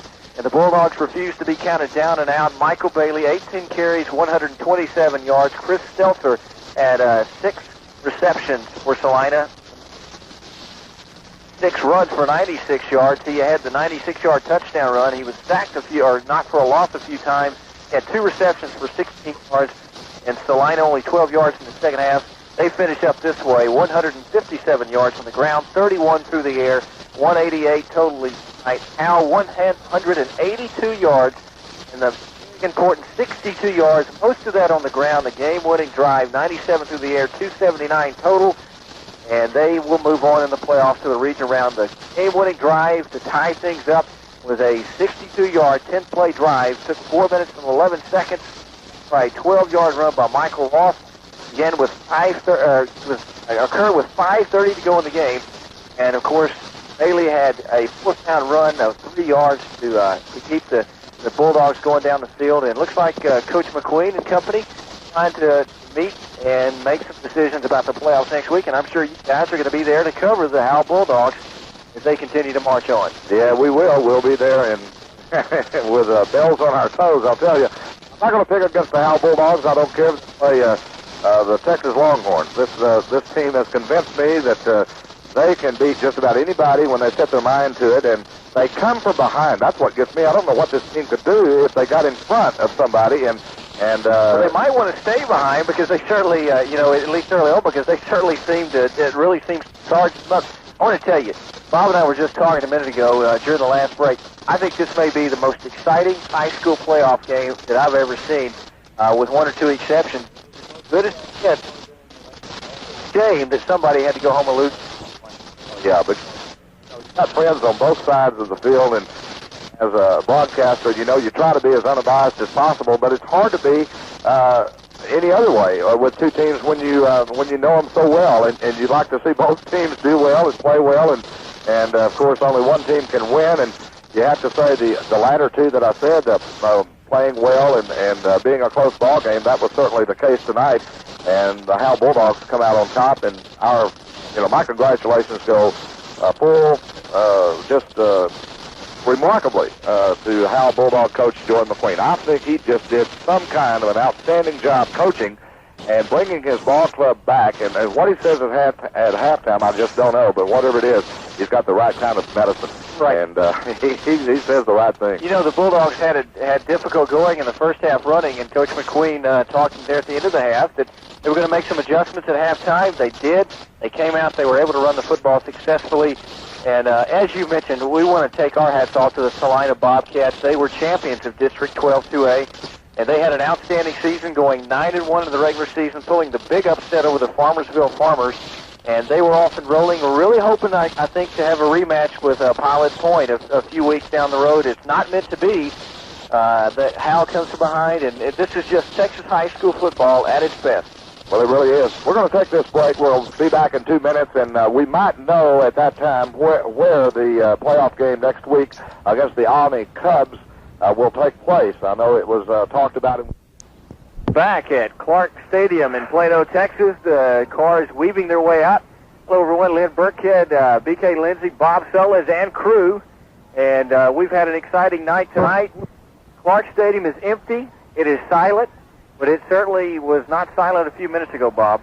Lots of noise from the Howe Bulldog fans. They wanted on the penetration tiebreaker. 14-14 the final score on the scoreboard, and 3-2 the difference in penetrations. I think the Howe Bulldog fans will be reliving that winning touchdown, as it ended up being the winning touchdown. It actually tied the score, but a 62-yard drive.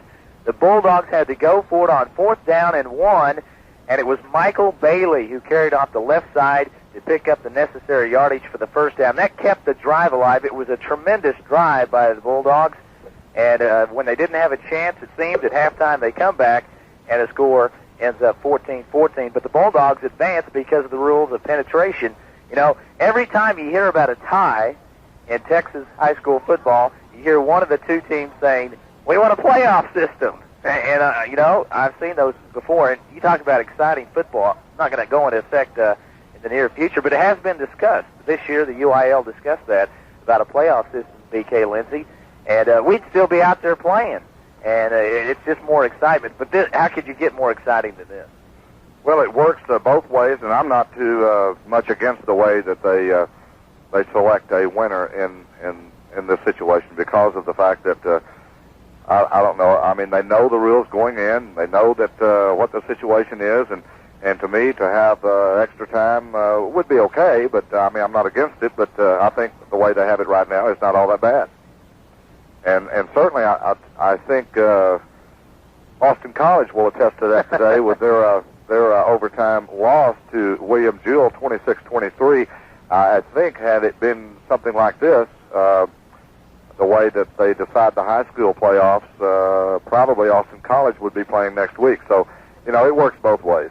I'm really surprised, and not that this is going to happen by any stretch of the imagination, but you heard about the confusion they had over in one of the 4A districts in East Texas, where they went to court and they had to settle it in the court of law because of the confusion over what was the tiebreaker for the district championship. Yeah, with Chapel Hill and Athens and I believe Henderson. Yeah, there were 3 teams tied, and which 2 were going to go to the playoffs. They went to court. I'm surprised somebody in the state of Texas has not taken to court a tie on the football field because of the tiebreaker about that. Corsicana was the other team, I think, that was involved in that, out of District 17 4A. And I'm surprised somebody hasn't taken that to court after a tie football game, saying, well, that's unfair. Yeah, you're right. The way things go in the state of Texas, so many court cases involving football and athletics.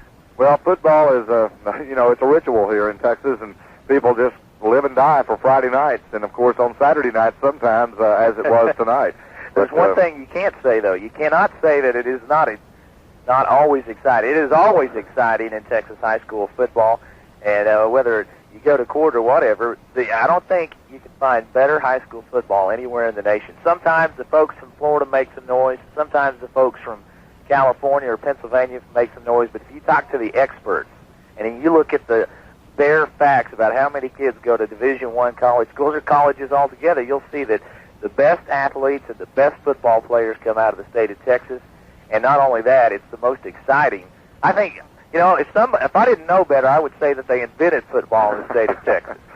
Well, they certainly look like they invented it here tonight. Two class football teams, and you know, like I say, it's just remarkable that the Bulldogs come back the way they did. And I'm getting harassed by Coach Joey McQueen's wife down here. She knows that I picked the Celina Bobcats to win this football game, and now she's trying to tell me I told you so. And she's got the trophy in her hand. She's got the big gold football.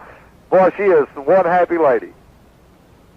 I'd like to be able to talk to her. In fact, if I knew where Craig was, we might be able to talk to her. But I don't know if I'd want to talk to her or not. She'd be harassing me too much, Lynn. BK, not only did you pick Celina to win this football game, I understand you also picked Farmersville to beat Pilot Point. Yeah, I'm the worst predictor in the world. Bearcats to beat Irving. So if you're going to do any betting on the next few games, let me know who you're going to pick, and then I can pick the opposite. Well, I might pick against Howe next week if it means that they might go on in the playoffs. But certainly, predictions is part of the fun in Texas high school football, and whether you're right or whether you're wrong, you can always have something to talk about afterwards. And you know, I did pick Denison to win, so I wasn't totally out of the context in terms of wins and losses.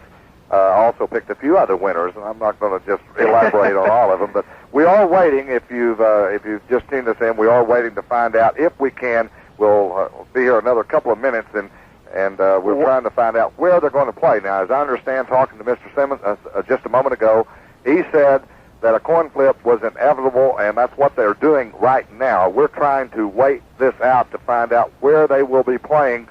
And I'll speak of the Howe Bulldogs, who will be taking on the Olney Cubs. According to Coach Edelman of the Olney Cubs, he wants to play in Wichita Falls at Memorial Stadium. That's a fine place to play. And, of course, he coached there at Wichita Falls for the Rider Raiders as an assistant before getting the head coaching job at Olney. So he has a lot of friends there in Wichita Falls, and I'm sure he'd like to go back there.